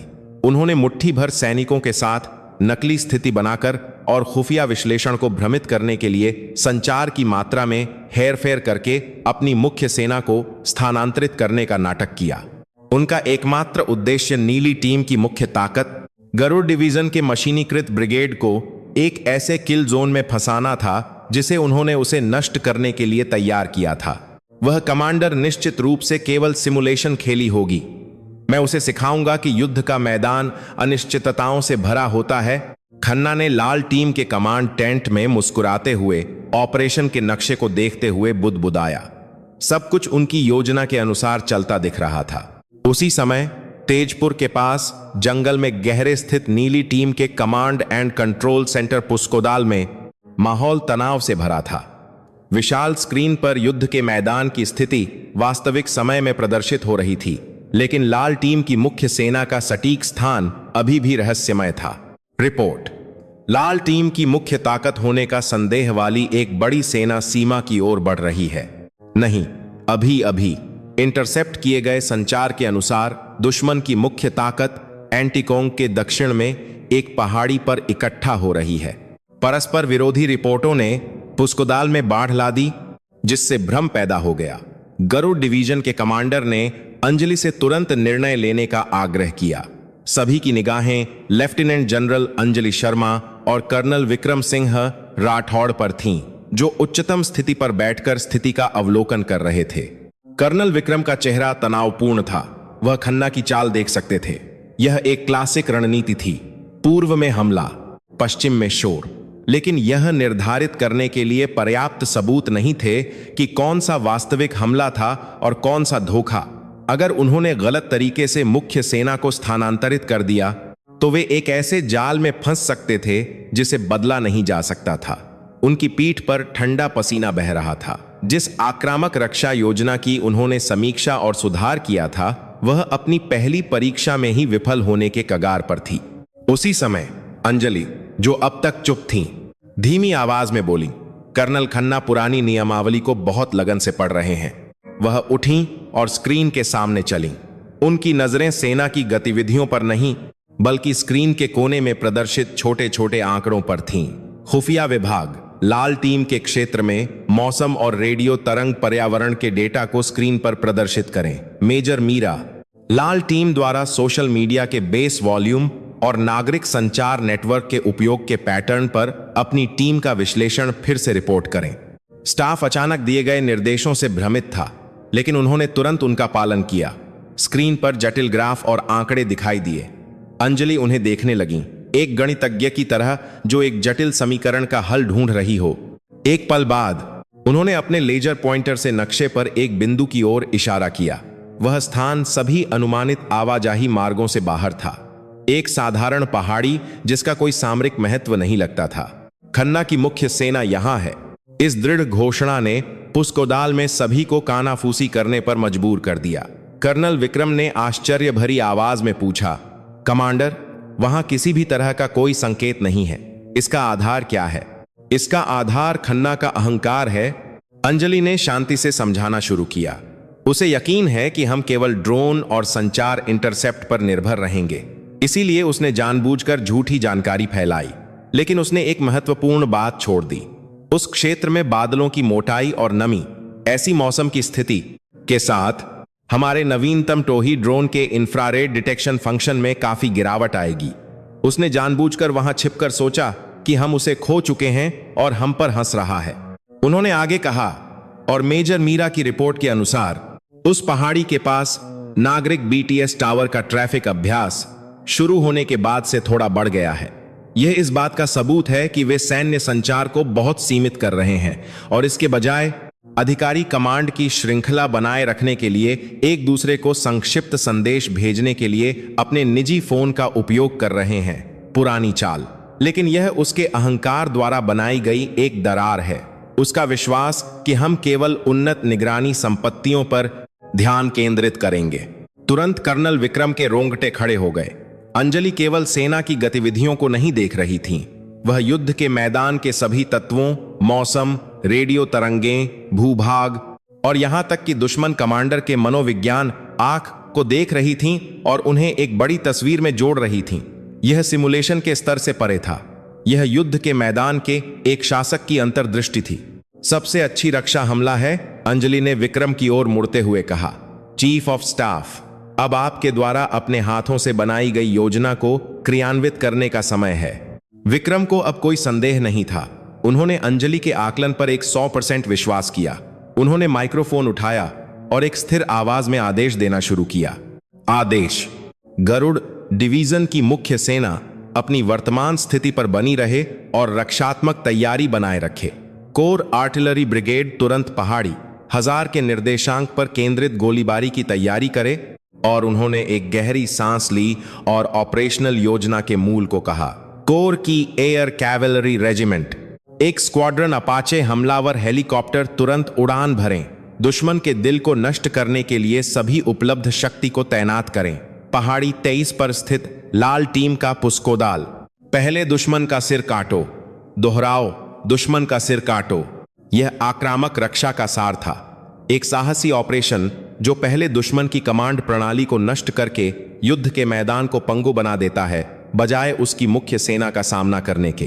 पुस्कोदाल नीली टीम अंजलि और विक्रम के निर्णय पर आश्चर्य और उत्साह से गूंज उठी।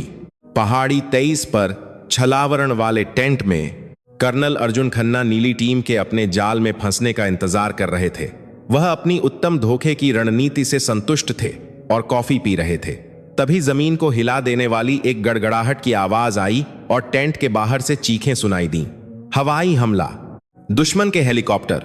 जब खन्ना टेंट से बाहर भागे तो उन्होंने जो देखा वह अपाचे हेलीकॉप्टरों के एक समूह द्वारा काला किया गया आकाश था। हेलीकॉप्टर सटीक रूप से आग उगल रहे थे, लाल टीम के पुस्कोदल और संचार सुविधाओं पर हमला कर रहे थे। एक पल में सब कुछ नरक बन गया। असंभव, उन्हें हमारी लोकेशन कैसे पता चली? खन्ना कमजोर होकर बैठ गए। उनके सिर के ऊपर एक अभ्यास धुआं ग्रेनेड एक जोरदार आवाज के साथ फटा और एक अंपायर का झंडा फहराया गया, जो दर्शाता था कि लाल टीम का पुस्कोडाल नष्ट हो चुका है। उनके पास अपनी हार स्वीकार करने के अलावा कोई विकल्प नहीं था। उनका इस्पात जैसा स्वाभिमान और उनकी पुरानी रणनीति कमांडर एस द्वारा चलाए गए अग्नि के हथौड़े के सामने चकनाचूर हो गई। अभ्यास नीली टीम की शानदार जीत के साथ समाप्त हुआ। अंजलि की आक्रामक रक्षा की अवधारणा केवल एक सिद्धांत नहीं, बल्कि आधुनिक युद्ध में जीतने के लिए सबसे प्रभावी रणनीति साबित हुई। अभ्यास के बाद सभी कमांडरों की उपस्थिति में एक मूल्यांकन सत्र में अंजलि पराजित और सिर झुकाए कर्नल खन्ना के सामने खड़ी हुई। कर्नल खन्ना, आप एक महान सैनिक हैं, लेकिन आप अतीत की जीतों में फंस गए और भविष्य के युद्ध को नहीं देख पाए। उन्होंने मूल्यांकन कक्ष के चारों ओर देखा। फील्ड ट्रेनिंग एक्सरसाइज में शानदार सफलता ने पूरे वज्र कोर के माहौल को बदल दिया। लेफ्टिनेंट जनरल अंजलि के नेतृत्व के प्रति संदेह प्रशंसा में बदल गया और आक्रामक रक्षा को मानव कोर का नया पंथ मान लिया गया। विशेष रूप से कर्नल विक्रम और युवा अधिकारियों के नेतृत्व वाले नए समूह ने अंजलि पर पूर्ण विश्वास दिखाया। लेकिन इस सारी सफलता के पीछे सैन्य पुलिस द्वारा एक गुप्त जांच चुपचाप लेकिन दृढ़ता से चल रही थी। जांच का नेतृत्व करने वाले सैन्य पुलिस के कमांडर हर रात अंजलि को प्रगति की रिपोर्ट देते थे। कमांडर, रक्षक मंच पर पोस्ट के आईपी पते को ट्रैक करने के बाद हमने मुख्यालय के पास एक इंटरनेट कैफे में इसका स्थान पाया। हालांकि गुमनामी की गारंटी देने वाले विदेशी सर्वर का उपयोग करने के कारण ट्रैकिंग मुश्किल है। हम कैफे के सीसीटीवी फुटेज का विश्लेषण कर रहे हैं, लेकिन संदिग्ध की पहचान करने में और समय लगेगा। ठीक है, शांति से और जल्दी से जारी रखो। जांच को जल्दबाजी में सीमित मत करो, नहीं तो हम केवल सांप की पूंछ काटेंगे। अंजलि ने कोई अधीरता नहीं दिखाई। वह सांप का सिर चाहती थीं। वह जानती थीं कि अगर इस तरह की आंतरिक तोड़फोड़ को जड़ से खत्म नहीं किया गया तो अभ्यास की सफलता किसी भी समय रेत के महल की तरह ढह सकती है। महत्वपूर्ण सुराग एक अप्रत्याशित जगह से आया। अभ्यास में करारी हार के बाद निराश महसूस कर रहे कर्नल खन्ना ने अपने प्रति वफादार एक एनएसईओ से एक चौंकाने वाली कहानी सुनी। उसने लॉजिस्टिक्स विभाग के एक युवा अधिकारी को कर्नल प्रकाश राव के आदेश पर अभ्यास शुरू होने से ठीक पहले मुख्यालय के बाहर एक इंटरनेट कैफे में जाते हुए देखा था। पहले तो उसने इसे महत्वपूर्ण नहीं माना, लेकिन इंटरनेट पर पोस्ट की सामग्री और समय के सटीक मेल से उसे संदेह हुआ। कर्नल खन्ना के लिए कर्नल राव उनके पुराने साथी थे। उन्होंने भी मिलकर अंजलि की शिकायत की थी, लेकिन भले ही वह अभ्यास में हार गए, उन्होंने अपने सैन्य सम्मान को धूमिल नहीं किया। इस तरह की कायरतापूर्ण तोड़फोड़ वह जिस सैनिक के रास्ते पर चलते थे उसका हिस्सा नहीं थी। कुछ दिनों तक सोचने के बाद वह आखिरकार कर्नल विक्रम से मिले। चीफ ऑफ स्टाफ सर, मुझे कुछ कहना है। खन्ना ने जो कुछ भी सुना था वह सब विक्रम को बता दिया। जैसे जैसे कहानी आगे बढ़ी, विक्रम का चेहरा ठंडा हो गया। उनका गुस्सा चरम पर पहुंच गया। उन्हें धोखा महसूस हुआ, क्योंकि सेना में उनके साथ लंबे समय से रहे एक साथी ने सबसे घिनौना काम किया था, जिसने सैन्य सम्मान को धूमिल कर दिया था। उन लड़कों ने वह सीमा पार कर दी है जो उन्हें नहीं करनी चाहिए थी। विक्रम ने तुरंत सैन्य पुलिस के कमांडर को बुलाया। खन्ना से जानकारी प्राप्त करने के बाद सैन्य पुलिस ने तेजी से जांच को सीमित कर दिया। उन्होंने इंटरनेट कैफे के सीसीटीवी फुटेज से उक्त युवा अधिकारी की पहचान की और उसकी गतिविधियों को ट्रैक किया। अंत में उन्होंने उसके निजी लैपटॉप में एक महत्वपूर्ण सबूत पाया, कर्नल राव के साथ एक मैसेंजर बातचीत में कर्नल राव के निर्देश थे कि पोस्ट का मसौदा भेजते समय कोई निशान न छोड़ा जाए। सभी सबूत इकट्ठा होने के बाद अंजलि ने कोई देरी नहीं की। अगली सुबह उन्होंने एक आपातकालीन कमांड बैठक बुलाई, जिसमें सभी प्रमुख कमांडर और कोर के स्टाफ शामिल हुए। बैठक कक्ष में माहौल सामान्य से अधिक भारी था। सभी ने सोचा कि बैठक अभ्यास के मूल्यांकन से संबंधित है, लेकिन सैन्य पुलिस के कमांडर और जांचकर्ताओं को कमरे के एक तरफ बैठे देखकर उन्हें एहसास हुआ कि कुछ गड़बड़ है।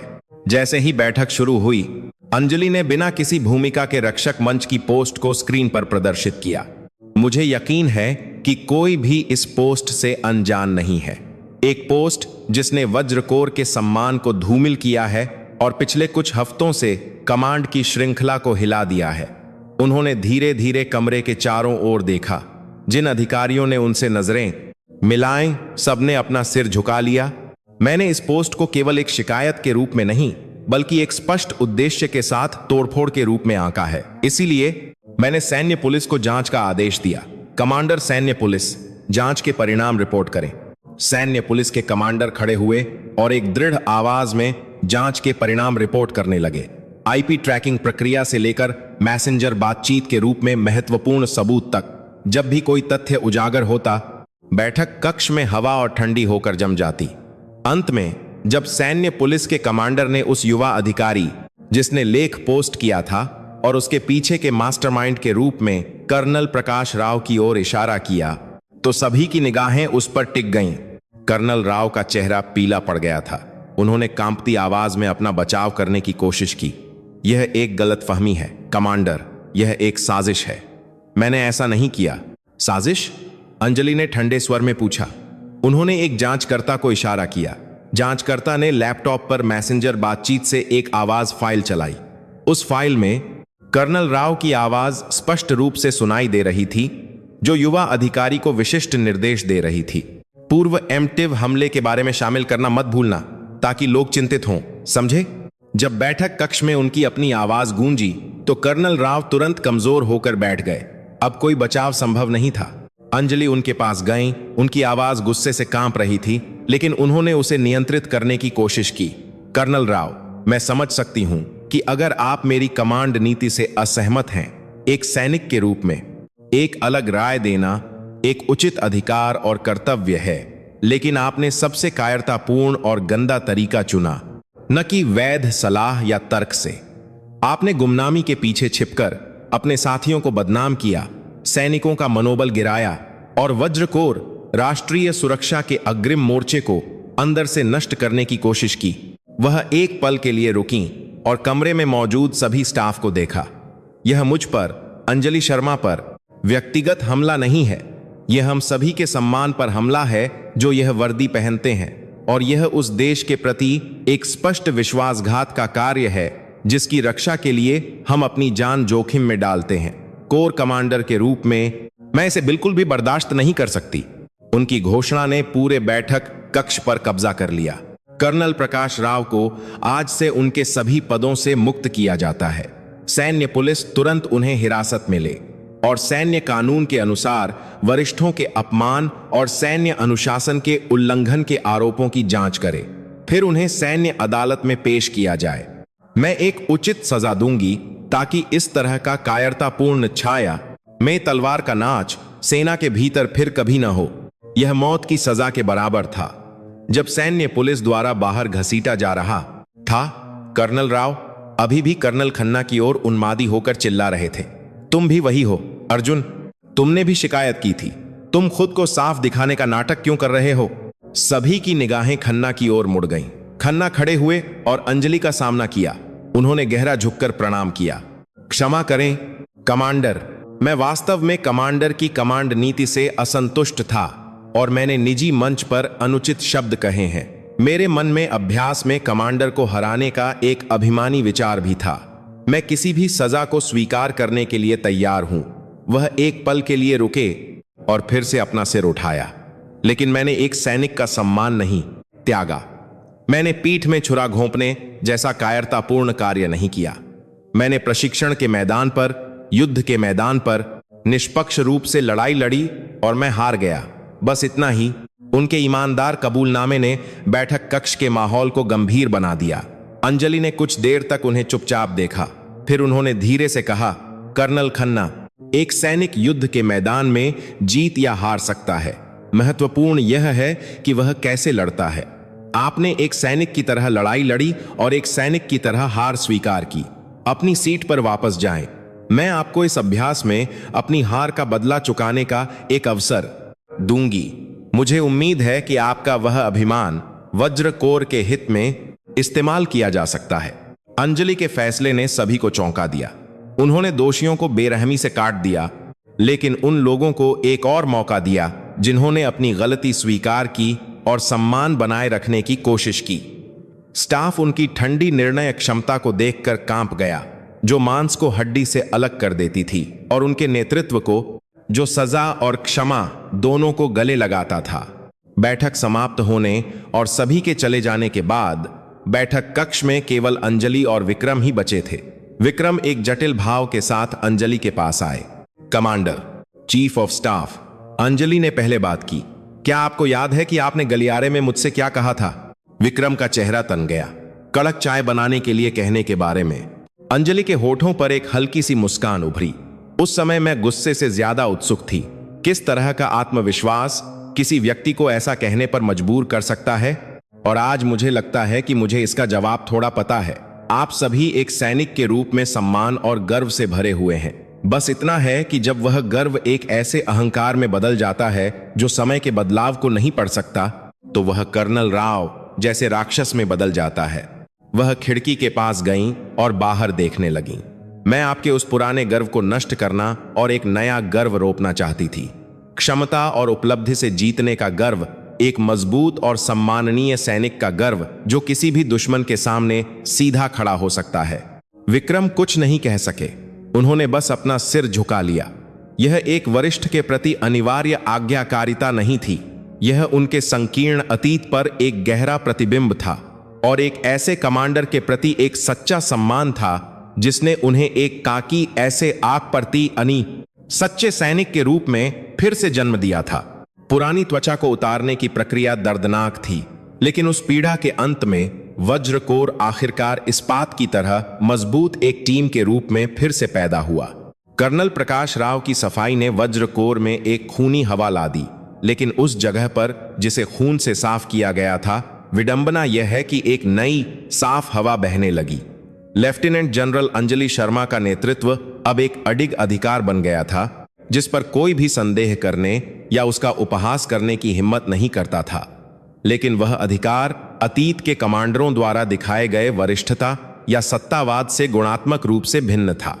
यह क्षमता, परिणाम और आधिकारिक और निजी मामलों के बीच अलगाव के ठंडे सिद्धांत पर बना एक मजबूत और पारदर्शी इस्पात का स्तंभ था। सबसे बड़ा बदलाव कमांड की बैठक कक्ष में शुरू हुआ। यदि पहले बैठक कक्ष अंजलि की एक तरफा फटकार और स्टाफ की चुप्पी से भरा होता था, तो अब यह एक जीवंत और तीखी चर्चा का मंच बन गया था। स्टाफ अब कमांडर के डर से दूरी नहीं बनाए रखता था। इसके बजाय वे अपने विशेषज्ञता के क्षेत्र में अंजलि की रणनीति का समर्थन करने या योजना की पूर्णता को बढ़ाने के लिए तर्कसंगत आपत्तियां उठाने पर ध्यान केंद्रित करते थे। Commander major Meera Sharma report करने की अनुमति चाहती हैं। खुफिया विभाग की मेजर मीरा अब आत्मविश्वास से भरी थीं। एक बुलंद आवाज में उन्होंने दुश्मन की सेना के नवीनतम रुझानों को प्रस्तुत किया। हाल ही में दुश्मन की अग्रिम इकाइयों में शीतकालीन अभ्यास की तैयारी सामान्य से लगभग 2 सप्ताह पहले चल रही है। विशेष रूप से उनके ईंधन और आपातकालीन राशन का स्टॉक तेजी से बढ़ा है। इसीलिए हमें सामान्य अभ्यास के उद्देश्य से परे अचानक उकसावे की संभावना पर भी विचार करना चाहिए। उनकी रिपोर्ट समाप्त होने के बाद सहायक ऑपरेशंस कर्नल अर्जुन खन्ना, जो अभ्यास में हार के बाद खुद को सुधार चुके थे, ने तुरंत माइक्रोफोन उठाया। उनके चेहरे पर अब हार की छाया नहीं थी, बल्कि एक मैदानी विशेषज्ञ का स्वस्थ तनाव था। एक राय है, मैं मेजर मीरा के विश्लेषण से सहमत हूं। हालांकि हमें दुश्मन द्वारा पूर्ण पैमाने पर उकसावे के बजाय सर्दियों में खराब मौसम का फायदा उठाकर हमारी रक्षा पंक्ति के पीछे विशेष बलों की घुसपैठ की संभावना को अधिक प्राथमिकता देनी चाहिए। विशेष रूप से गरुड़ डिवीजन के जिम्मेदारी वाले क्षेत्र में एक विशेष घाटी सर्दियों में निगरानी कमजोर होने के कारण एक पुरानी कमजोरी है। मैं उस क्षेत्र में सीमा पार चौकियों की सुरक्षा को मजबूत करने और उसके तहत टोही टीमों द्वारा घात लगाकर संचालन बढ़ाने का सुझाव देता हूं। यह एक बहुत ही यथार्थवादी और महत्वपूर्ण सुरक्षा उपाय था, जिसने अंजलि की व्यापक रणनीति में विस्तृत मैदानी अनुभव जोड़ा। अंजलि ने सिर हिलाया और खन्ना की राय स्वीकार की। अच्छा बिंदु है। कर्नल के सुझाव को तुरंत ऑपरेशनल आदेश में शामिल करें। ऑपरेशनल योजना मेज पर पूरी नहीं होती, बल्कि इस तरह आप सभी की बुद्धिमत्ता को एकजुट करके पूरी की जाती है। भविष्य में मैं उम्मीद करती हूं कि आप रैंक और पद की परवाह किए बिना स्वतंत्र रूप से अपनी राय देते रहेंगे। बैठक कक्ष में बहने वाली हवा ताजा महसूस हुई। भय और कठोरता के बजाय सहयोग और एक सामान्य लक्ष्य प्राप्त करने के लिए स्वस्थ प्रतिस्पर्धा की ऊर्जा उमड़ पड़ी। इस परिवर्तन के केंद्र में कर्नल विक्रम सिंह राठौड़ थे, जिन्होंने सबसे नाटकीय आंतरिक परिवर्तन का अनुभव किया था। वह अब अतीत के अहंकारी सत्तावादी चीफ ऑफ स्टाफ नहीं थे। वह अंजलि के सबसे विश्वसनीय समर्थक बन गए और उनकी ठंडी रणनीति और मैदानी वास्तविकता के बीच एक आदर्श सेतु की भूमिका निभाई। उनका समृद्ध अनुभव और वरिष्ठता वज्रकोर की युद्ध शक्ति को कई गुना बढ़ाने वाला एक स्नेहक बन गया जब इसे अंजलि की तेज बुद्धि के साथ जोड़ा गया। उनके परिवर्तन को सबसे स्पष्ट रूप से दिखाने वाली घटना डिवीजन 1 के तहत एक इन्फैंट्री कंपनी में हुई। उस कंपनी की कमांडर एक महिला कैप्टन थीं जो अभी अभी अकादमी से स्नातक हुई थीं। उन्होंने अपनी इकाई का जोश के साथ नेतृत्व करने की कोशिश की, लेकिन दशकों से सेवा कर रहे एक वरिष्ठ एनएससीओ हवलदार मेजर और अनुभवी सार्जेंटों से सूक्ष्म प्रतिरोध और उपेक्षा का सामना करना पड़ा, जिससे उन्हें अपना नेतृत्व दिखाने में कठिनाई हो रही थी। अतीत के विक्रम शायद ताना मारते, एक औरत क्या बनेगी, या यह कहकर इसे नजरअंदाज कर देते, अक्षम होने पर बाहर होना स्वाभाविक है। लेकिन अब वह अलग थे। उन्होंने व्यक्तिगत रूप से उस इकाई का दौरा किया। कंपनी कमांडर के साथ एक एक बैठक में उन्होंने अपने अतीत पर विचार करते हुए सच्ची सलाह दी। तुम्हारी भावनाएं अब मैं थोड़ा समझता हूं। उन्होंने खिड़की के बाहर परेड ग्राउंड को देखते हुए कड़वाहट के साथ बात शुरू की। मैं भी जीवन भर पुरुषों की दुनिया में रहा हूं। मुझे विश्वास था कि महिलाएं सैनिक नहीं हो सकती, खासकर कमांडर। वह सोच कितनी मूर्खतापूर्ण और अभिमानी थी, यह मुझे अब इस बुढ़ापे में एहसास हुआ है। उन्होंने उस महिला कैप्टन की ओर रुख किया। कंपनी कमांडर, नेतृत्व केवल आपकी आवाज ऊंची होने से नहीं आता। अगर आप रैंक से दबाने की कोशिश करेंगी तो निश्चित रूप से प्रतिरोध होगा, खासकर वे अनुभवी एनएससीओ। उन्हें हराने का केवल एक ही तरीका है। वह क्या है? चीफ ऑफ स्टाफ सर, उन्हें क्षमता से पार करो। दिखाओ कि तुम उनसे ज्यादा जानती हो, अधिक सटीक मूल्यांकन करती हो और उनसे पहले चलती हो। शारीरिक प्रशिक्षण, व्यक्तिगत गोलीबारी, रणनीति, अभ्यास। साबित करो कि तुम किसी भी क्षेत्र में उनसे कम नहीं हो। अपने शरीर से दिखाओ कि तुम महान और बुद्धिमान हो, इसलिए नहीं कि तुम एक महिला हो, बल्कि इसलिए कि तुम एक कमांडर हो। उनकी सलाह ठीक वैसी ही थी जैसे अंजलि ने उन्हें शिक्षित किया था। वह अब उस कड़वी शिक्षा प्रक्रिया को अपने जूनियर्स के विकास की नींव के रूप में आगे बढ़ा रहे थे। और एक और बात, उनके अनुभव को नजरअंदाज मत करो। भले ही तुम ऑपरेशनल योजना बनाती हो, लेकिन प्रशासन, लॉजिस्टिक्स और सैनिक प्रबंधन के मामलों में उनकी वरिष्ठता का सम्मान करो और पहले सलाह मांगो। उन्हें अपना दुश्मन मत बनाओ, उन्हें अपना विश्वसनीय दाहिना और बायां हाथ बनाओ। वही एक सच्चा कमांडर है। विक्रम के दौरे के बाद वह कंपनी आश्चर्यजनक रूप से बदलने लगी। कंपनी कमांडर ने उनकी सलाह के अनुसार खुद को दांतों तले प्रशिक्षित किया और साथ ही उन्होंने अनुभवी एनएससीओ की राय सुनी और उनका सम्मान किया। उनकी ईमानदारी को महसूस करने वाले एनएससीओ ने धीरे धीरे अपने दिल खोले और उनका अनुसरण करना शुरू कर दिया। वे उन्हें एक महिला कंपनी कमांडर के रूप में नहीं, बल्कि हमारी कंपनी कमांडर के रूप में स्वीकार करने लगे। यह खबर पूरे कोर में फैल गई और एक उदाहरण बन गई कि अंजलि द्वारा बनाई गई नई हवा ने न केवल कमांड रैंक को बदला, बल्कि मैदानी इकाइयों को भी सकारात्मक रूप से बदल दिया। अंजलि ने भी इस बदलाव को संतोष के साथ देखा। कभी कभी देर रात वह कमांडर के कमरे में अकेली होती, खिड़की के बाहर की रोशनी को देखती। एक कमांडर का अकेलापन, जिसे हजारों लोगों के जीवन के लिए जिम्मेदार होना पड़ता था, अभी भी था। लेकिन अब वह खुद को अकेला महसूस नहीं करती थीं। उनके पास विश्वसनीय साथी थे जो उनके दर्शन को समझते थे और उनके साथ लड़ेंगे। उन्होंने अपनी मेज पर रखे एक पुराने फोटो फ्रेम को धीरे से सहलाया। उस फोटो में उनके मृत पिता की आकृति थी, जिनकी नजरें भी उनकी तरह ही दृढ़ थीं। वह भी जीवन भर के सैनिक थे। क्या आप देख रहे हैं पिताजी?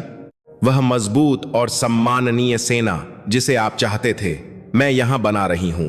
जैसे ही उनकी भावनाएं गहरी हुईं, उनकी मेज पर रखा आपातकालीन फोन जोर से बज उठा। यह सेना मुख्यालय के कमांड एंड कंट्रोल सेंटर के साथ एक सीधी लाइन थी। उनके चेहरे से सारी भावनाएं गायब हो गईं और वह फिर से कमांडर एस बन गईं। लेफ्टिनेंट जनरल अंजलि शर्मा, संचार ठीक है।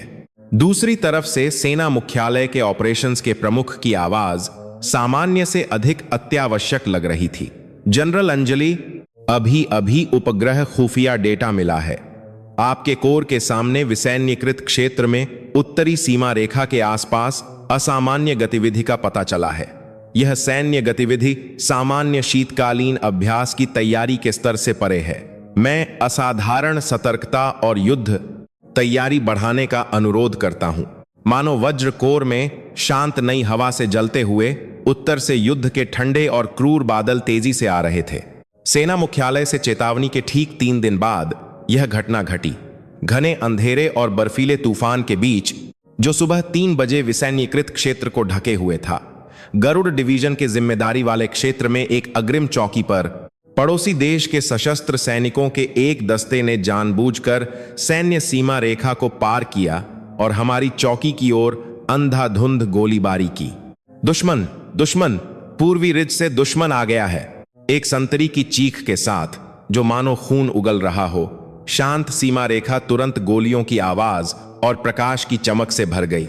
इस अचानक हमले में हमारा एक सैनिक मौके पर ही शहीद हो गया और 2 अन्य गंभीर रूप से घायल हो गए। यह एक स्पष्ट और योजनाबद्ध सशस्त्र उकसावा था। वज्र कोर का कमांड एंड कंट्रोल सेंटर तुरंत एक युद्ध का मैदान बन गया। आपातकालीन घंटियां कानों को फाड़ देने वाली आवाज में बज रही थीं और सभी स्टाफ और कमांडर अपनी अपनी स्थिति में तेजी से आगे बढ़ रहे थे। स्क्रीन पर मैदान की स्थिति वास्तविक समय में प्रदर्शित हो रही थी और रिपोर्ट और आदेश लगातार आ जा रहे थे। रिपोर्ट, डिवीजन 1 की कंपनी 7 की चौकी पर दुश्मन द्वारा अचानक हमला। हमारी तरफ हताहत हुए हैं। आत्मरक्षा का अधिकार सक्रिय। जवाबी गोलीबारी तुरंत की गई। वर्तमान में गोलीबारी जारी है। पुस्कोदाल में हवा तनावपूर्ण थी, मानो खून और बारूद की गंध से मिश्रित हो। इस तरह की संकट की स्थिति में एक कमांडर का हर निर्णय सीधे कई अधीनस्थों के जीवन से जुड़ा होता है। सभी की निगाहें लेफ्टिनेंट जनरल अंजलि शर्मा पर थीं, जला जोड़ा है, जो उच्चतम स्थिति पर सीधी खड़ी होकर युद्ध की स्थिति को देख रही थीं। उनके चेहरे पर आश्चर्य या घबराहट के बजाय एक ठंडी शांति थी, मानो वह उस क्षण का स्वागत कर रही थीं जिसका वह लंबे समय से इंतजार कर रही थीं। सेना मुख्यालय और राष्ट्रपति भवन से फोन लगातार बज रहे थे। स्थिति को बिगड़ने से बचाने की कोशिश करें। एक जल्दबाजी भरी प्रतिक्रिया वृद्धि को भड़का सकती है, इसलिए सावधानी से कार्य करें। राजनीतिक विचारों से भरे मानक आदेश, लेकिन मैदान पर कमांडर के लिए यह बेड़ियों की तरह थे। लानत है, हमें अभी उनके सिर को स्वचालित ग्रेनेड लॉन्चर और 90 मिमी रिकॉयलेस राइफलों से उड़ा देना चाहिए था। कर्नल विक्रम ने अपनी मुट्ठी से मेज पर प्रहार करते हुए गुस्से में कहा। अपने अधीनस्थ के शहीद होने की खबर सुनकर उनकी आंखें लाल हो गई थीं। हालांकि अंजलि अलग थीं। उन्होंने दुश्मन की उकसावे की कार्रवाई के पीछे छिपे इरादे को पढ़ा। खुफिया विभाग, तुरंत दुश्मन के संचार इंटरसेप्ट डेटा की फिर से जांच करें। क्या इस उकसावे से संबंधित किसी वरिष्ठ इकाई से कोई विशेष गतिविधि हुई है? मेजर मीरा, दुश्मन के अवलोकन उपकरण और ड्रोन के अनुमानित ऑपरेशन बिंदुओं का विश्लेषण करें, जो शायद हमारी प्रतिक्रिया की वास्तविक समय में निगरानी कर रहे हों। उन्होंने अपनी आंखों के सामने की आग को बुझाने में जल्दबाजी नहीं की। वह बड़ी तस्वीर, यानी दुश्मन के जाल के प्रति सतर्क थीं। उनके दिमाग में हजारों परिदृश्य सिमुलेट किए गए। यह एक अनजाने में हुई झड़प नहीं है। वह इस निष्कर्ष पर पहुंची कि यह हमारी प्रतिक्रिया क्षमता और वज्र कोर का परीक्षण करने के लिए सावधानी पूर्वक योजनाबद्ध एक टोह लेने वाली लड़ाई थी। दुश्मन पूर्वक में निश्चित रूप से सोच रहा होगा कि हम केवल आनुपातिकता के सिद्धांत के अनुसार संपर्क क्षेत्र में ही गोलीबारी केंद्रित करेंगे और वे उस समय एक बड़ा हमला करने की तैयारी कर रहे होंगे। उसी समय कर्नल विक्रम उनके पास आए और ऑपरेशन के नक्शे पर एक बिंदु की ओर इशारा किया। उनकी मैदानी कमांडर की प्रवृत्ति चमक उठी। कमांडर, यह अजीब है। उनके उकसावे के बिंदु का कोई सामरिक महत्व नहीं है। इसके बजाय यह एक ऐसी जगह है जहां वे आसानी से अलग थलग पड़ सकते हैं। यह एक चारा है। उन्होंने संपर्क क्षेत्र के पीछे एक पहाड़ी की ओर इशारा किया। मेरे अनुभव के अनुसार उस पहाड़ी के पीछे की घाटी तोपखाने की स्थिति को छिपाने के लिए एक आदर्श स्थान है। वे संपर्क क्षेत्र से हमारा ध्यान भटकाकर वहां छिपाए गए एक 122 मिमी रॉकेट लॉन्चरों से हमारी चौकी और सहायता बलों को पूरी तरह से नष्ट करने का इरादा रखते हैं। यह एक क्लासिक जाल है। अंजलि की आंखें चमक उठीं। विक्रम की प्रवृत्ति और उनका रणनीतिक विश्लेषण पूरी तरह से मेल खाता था। सेना मुख्यालय से निष्क्रिय प्रतिक्रिया के आदेशों और उनकी आंखों के सामने हो रहे दुश्मन के जाल के बीच उन्हें एक निर्णय लेना था। संदेह का मतलब केवल हार और अधिक हताहत होंगे। सबसे अच्छी रक्षा हमला है। उन्होंने माइक्रोफोन उठाया। उनकी आवाज दृढ़ और स्पष्ट थी, पुष्कोदल के सभी शोर को चुप कराने में सक्षम थी। यह कोर कमांडर इस वर्तमान स्थिति को हमारी कोर के खिलाफ एक गंभीर हमले की कार्रवाई के रूप में निर्धारित करती है, जो स्थानीय उकसावे से परे है। मैं सेना मुख्यालय के निर्देशों का सम्मान करती हूं, लेकिन अपने अधीनस्थों के जीवन और कोर के रक्षा कर्तव्य के लिए मैं कोर कमांडर को सौंपी गई ऑपरेशनल नियंत्रण के अधिकार को सक्रिय करूंगी। उन्होंने विक्रम की ओर रुख किया। चीफ ऑफ स्टाफ, मुझे उम्मीद है कि आपका मूल्यांकन सही है। और उन्होंने एक ऐसा आदेश दिया जो सभी को चौंका देगा। आदेश, डिवीजन 1 की कंपनी 7 जो गोलीबारी में लगी हुई है, इस समय से लड़ाई बंद करे और तुरंत रक्षात्मक खाइयों में पीछे हट जाए। सभी कर्मी सुरक्षा मोड में प्रवेश करें। दुश्मन के किसी भी अतिरिक्त उकसावे का कभी भी जवाब न दें। उनकी आवाज ऊंची हो गई। Artillery brigade commander, artillery brigade 5 तुरंत युद्ध तैयारी में प्रवेश करे। 2 कनौ वज्र स्वचालित होवित्जर बटालियनों की गोलीबारी को चीफ ऑफ स्टाफ विक्रम द्वारा निर्दिष्ट क्षेत्र C4 पर निर्देशित करें। हम दुश्मन के तोपखाने के उद्गम स्थल पर पूर्व एम्प्टिव 82 SE एक्सपोर्ट रूप से हमला करेंगे। लकाथा गमाती शर्गा रूप से पुष्कोदाल में हड़कंप मच गया। उन्होंने खुले तौर पर सेना मुख्यालय के आदेशों का उल्लंघन किया और यहां तक कि गोलीबारी में लगी सेना को पीछे हटने का आदेश दिया, और उन्होंने दुश्मन के तोपखाने की अपुष्ट स्थिति पर एक पूर्व एम्प्टिव हमले का आदेश दिया। यदि विक्रम का मूल्यांकन गलत था तो यह स्पष्ट रूप से युद्ध विराम समझौते का उल्लंघन था और एक अनावश्यक वृद्धि की कार्रवाई थी जो न केवल अंजलि बल्कि पूरे कोर को एक अपरिवर्तनीय जिम्मेदारी वहन करने पर मजबूर कर देगी। कमांडर, कृपया पुनर्विचार करें, कुछ स्टाफ चिल्लाए, लेकिन अंजलि का दृढ़ संकल्प अटल था। कर्नल विक्रम ने अपने होंठ काट लिए और आर्टिलरी ब्रिगेड के कमांडर से आदेश का पालन करने का आग्रह किया। अब सारी जिम्मेदारी उन पर और अंजलि पर थी। एक पल बाद तेजपुर की रात के आकाश को चीर देने वाली एक गड़गड़ाहट के साथ वज्र कोर की आर्टिलरी ब्रिगेड के कनौ वज्र स्वचालित होवित्जरों ने एक साथ आग उगल दी। दर्जनों 155 मिमी के उच्च विस्फोटक गोले एक परवलय बनाते हुए उड़े और अंधेरे में गायब हो गए।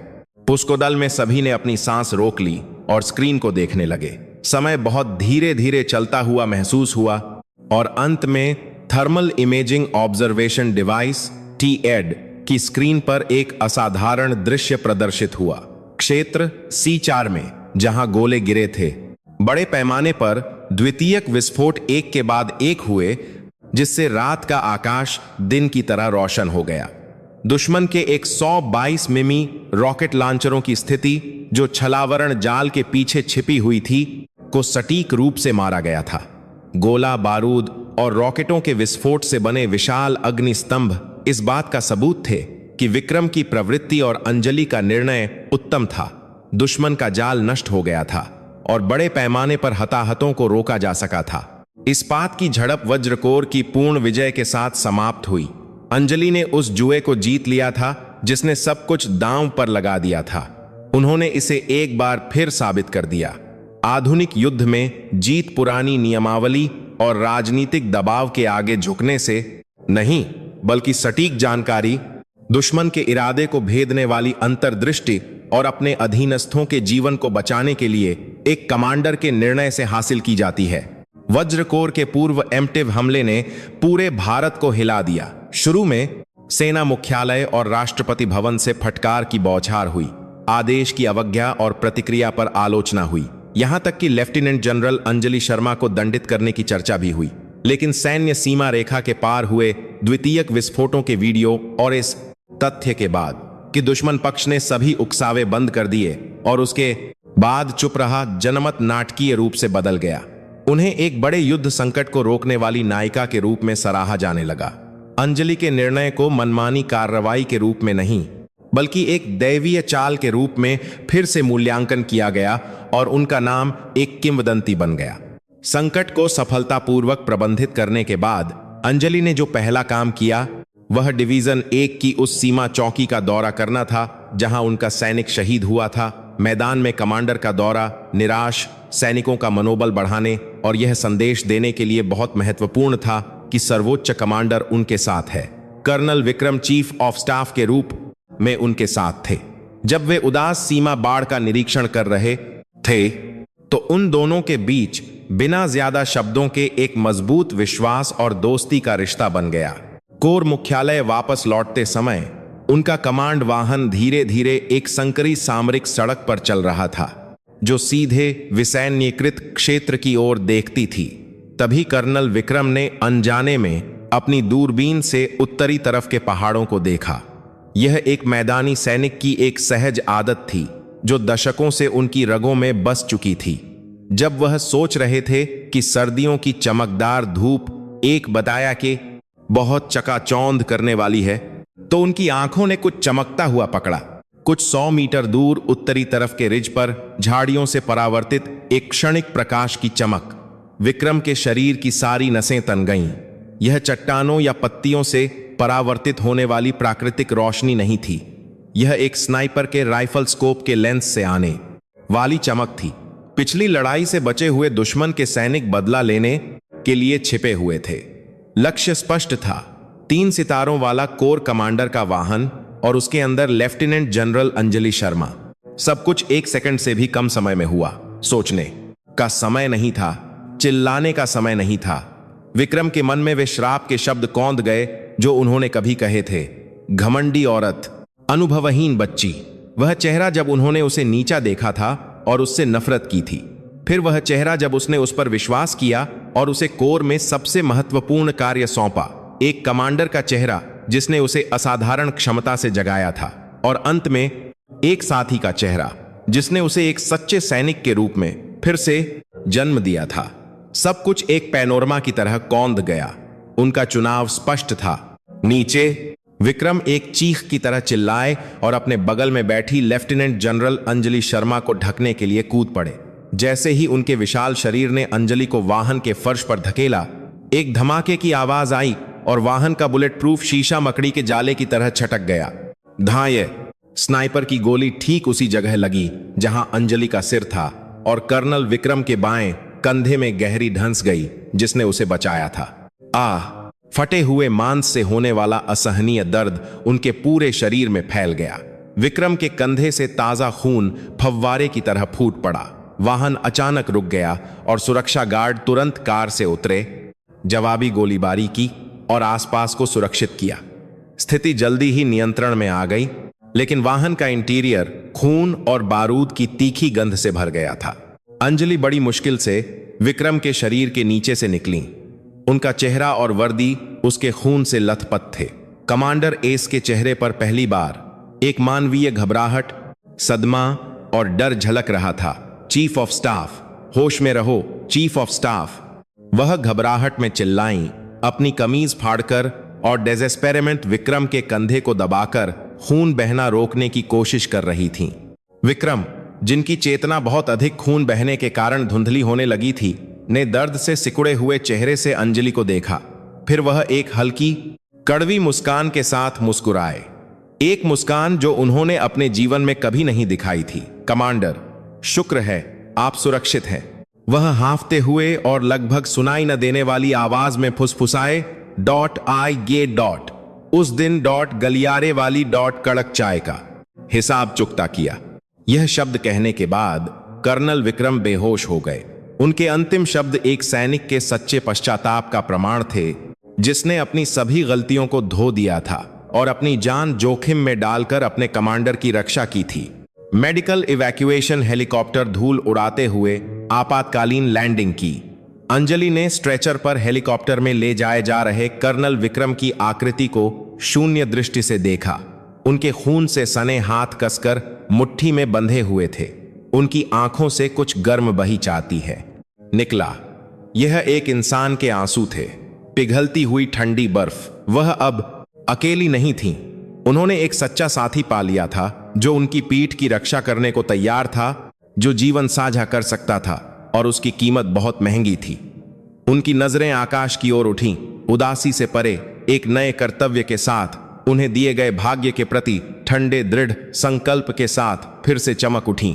सेना के केंद्रीय अस्पताल के ऑपरेशन थिएटर के सामने ठंडी नियॉन रोशनी के नीचे जो गलियारे को रोशन कर रही थी, लेफ्टिनेंट जनरल अंजलि शर्मा बिना हिले डुले खड़ी थीं। कर्नल विक्रम का खून अभी भी उनकी वर्दी पर सूख रहा था, गहरे लाल काले रंग का। ऑपरेशन 4 घंटे से अधिक समय से चल रहा था। ऑपरेशन लिखा। लाल बत्ती एक स्नाइपर के निशाने की तरह महसूस हो रही थी, जो उनके दिल पर निशाना साध रही थी। उनके बगल में कर्नल अर्जुन खन्ना और मेजर मीरा शर्मा, जो खबर सुनकर भागे आए थे, उदास चेहरों के साथ खड़े थे। किसी ने भी कमांडर से बात करने की हिम्मत नहीं की। वह कमांडर एस, जिसे वे जानते थे, वहां नहीं थी। वहां केवल खून से लथपथ वर्दी में अंजलि नाम की एक इंसान थी, जो डगमगा कर खड़ी थी, मानो किसी भी क्षण गिर जाएगी। उनका दिमाग हजारों टुकड़ों में बंट गया था। उनका निर्णय, उनके कार्य, उनके अस्तित्व का कारण, सब कुछ विक्रम नामक एक सैनिक के खून के सामने असहाय महसूस हो रहा था।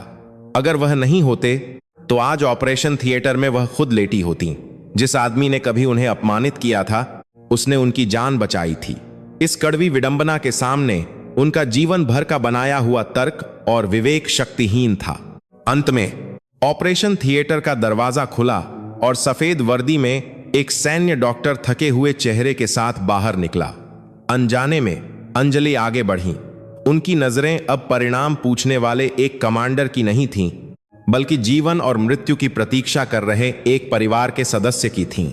ऑपरेशन सफल रहा, डॉक्टर ने कहा, और गलियारे पर दबाव डालने वाली भारी हवा आखिरकार छंट गई। कर्नल खन्ना और मेजर मीरा ने राहत की सांस ली। गोली कंधे की हड्डी को भेद गई और कुछ नसों को नुकसान पहुंचाया, लेकिन शुक्र है कि जान को कोई खतरा नहीं है। पुनर्वास में लंबा समय लगेगा और मैं यह गारंटी नहीं दे सकता कि क्या वह अपना सैन्य करियर जारी रख पाएंगे। अंजलि ने बिना कुछ कहे सिर हिलाया। उन्होंने कांच की खिड़की के पीछे से विक्रम की आकृति को देर तक देखा, जो अभी तक बेहोशी से बाहर नहीं आए थे और कई आईवी ट्यूबों के साथ लेटे हुए थे। उनका इस्पात जैसा शरीर बहुत कमजोर लग रहा था। कुछ दिनों बाद खबर आई कि कर्नल विक्रम होश में आ गए हैं। अंजलि ने अपने सभी कार्यक्रम स्थगित कर दिए और फिर से अस्पताल गईं।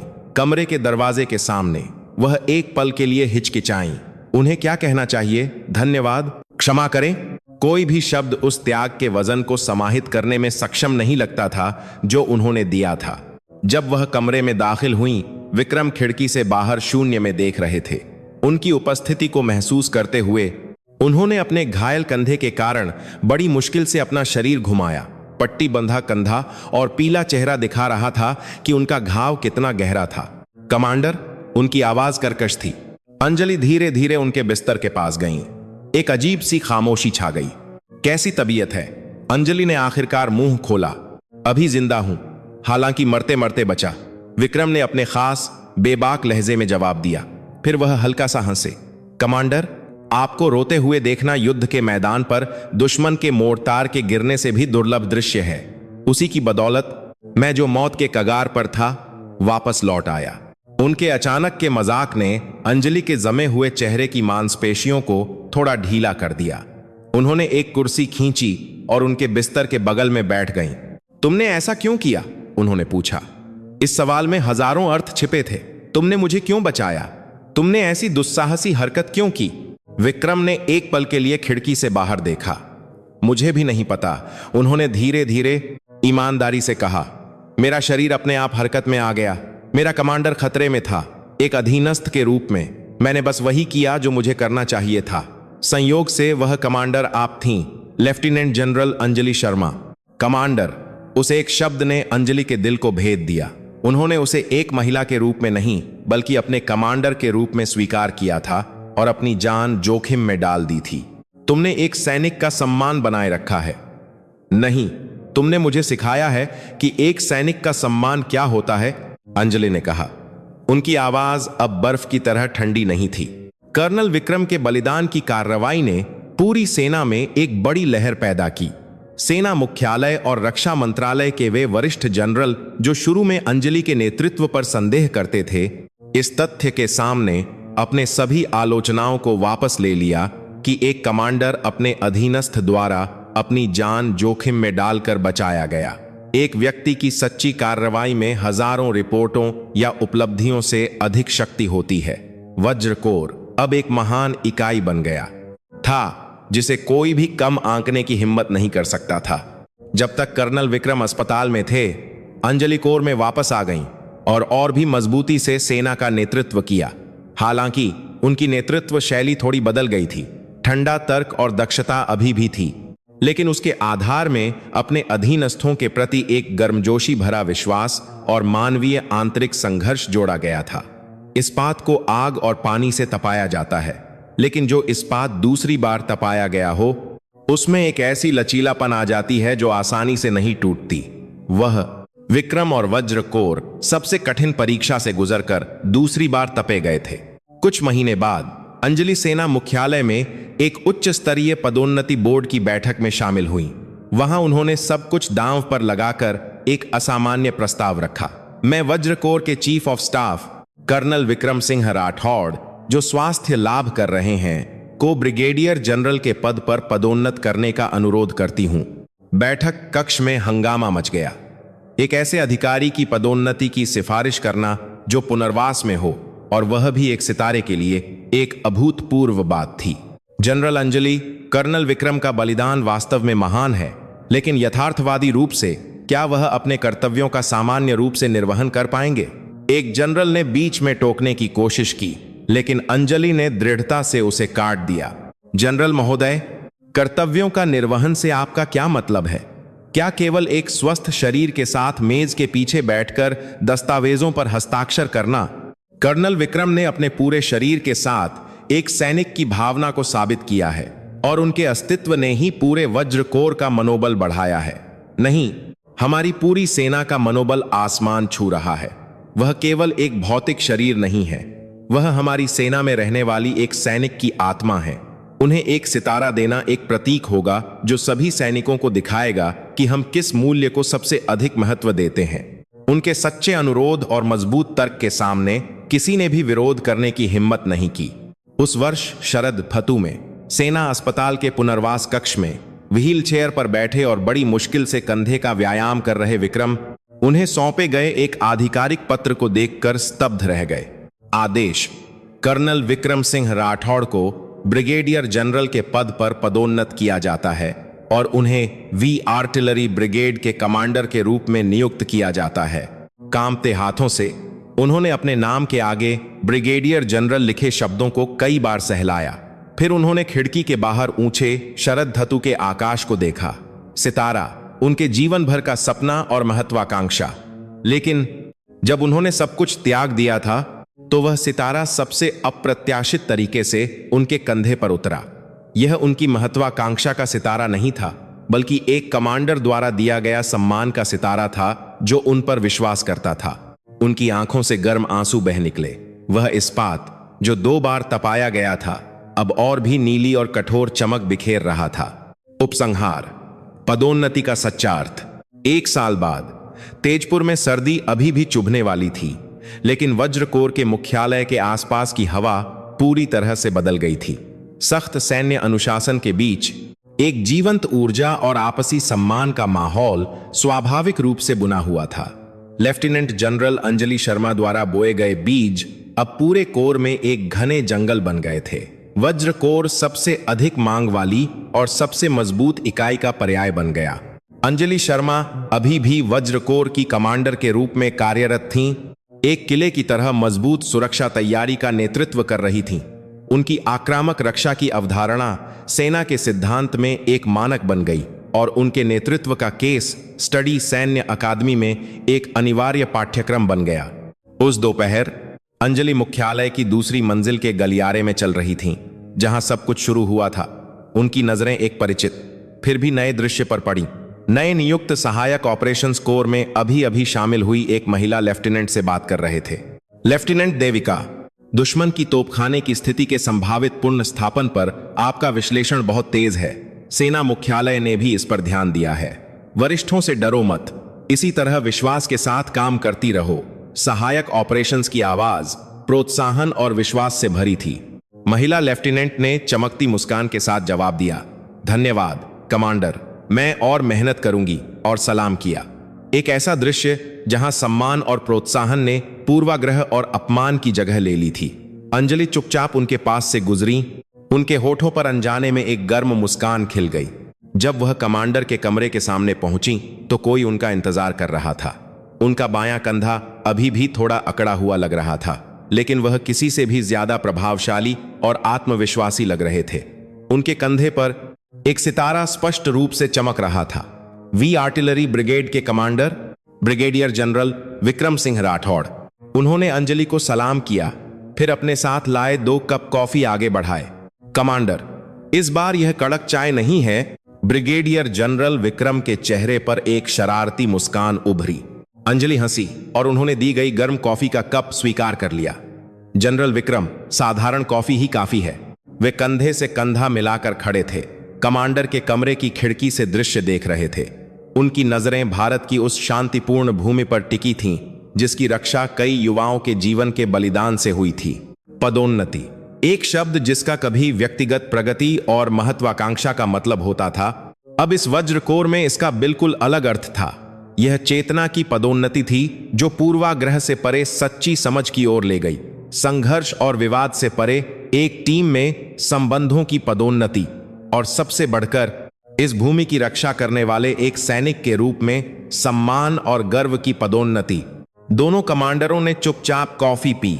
उनके पीछे तेजपुर का सर्दियों का आकाश बहुत ऊंचा और नीला लग रहा था।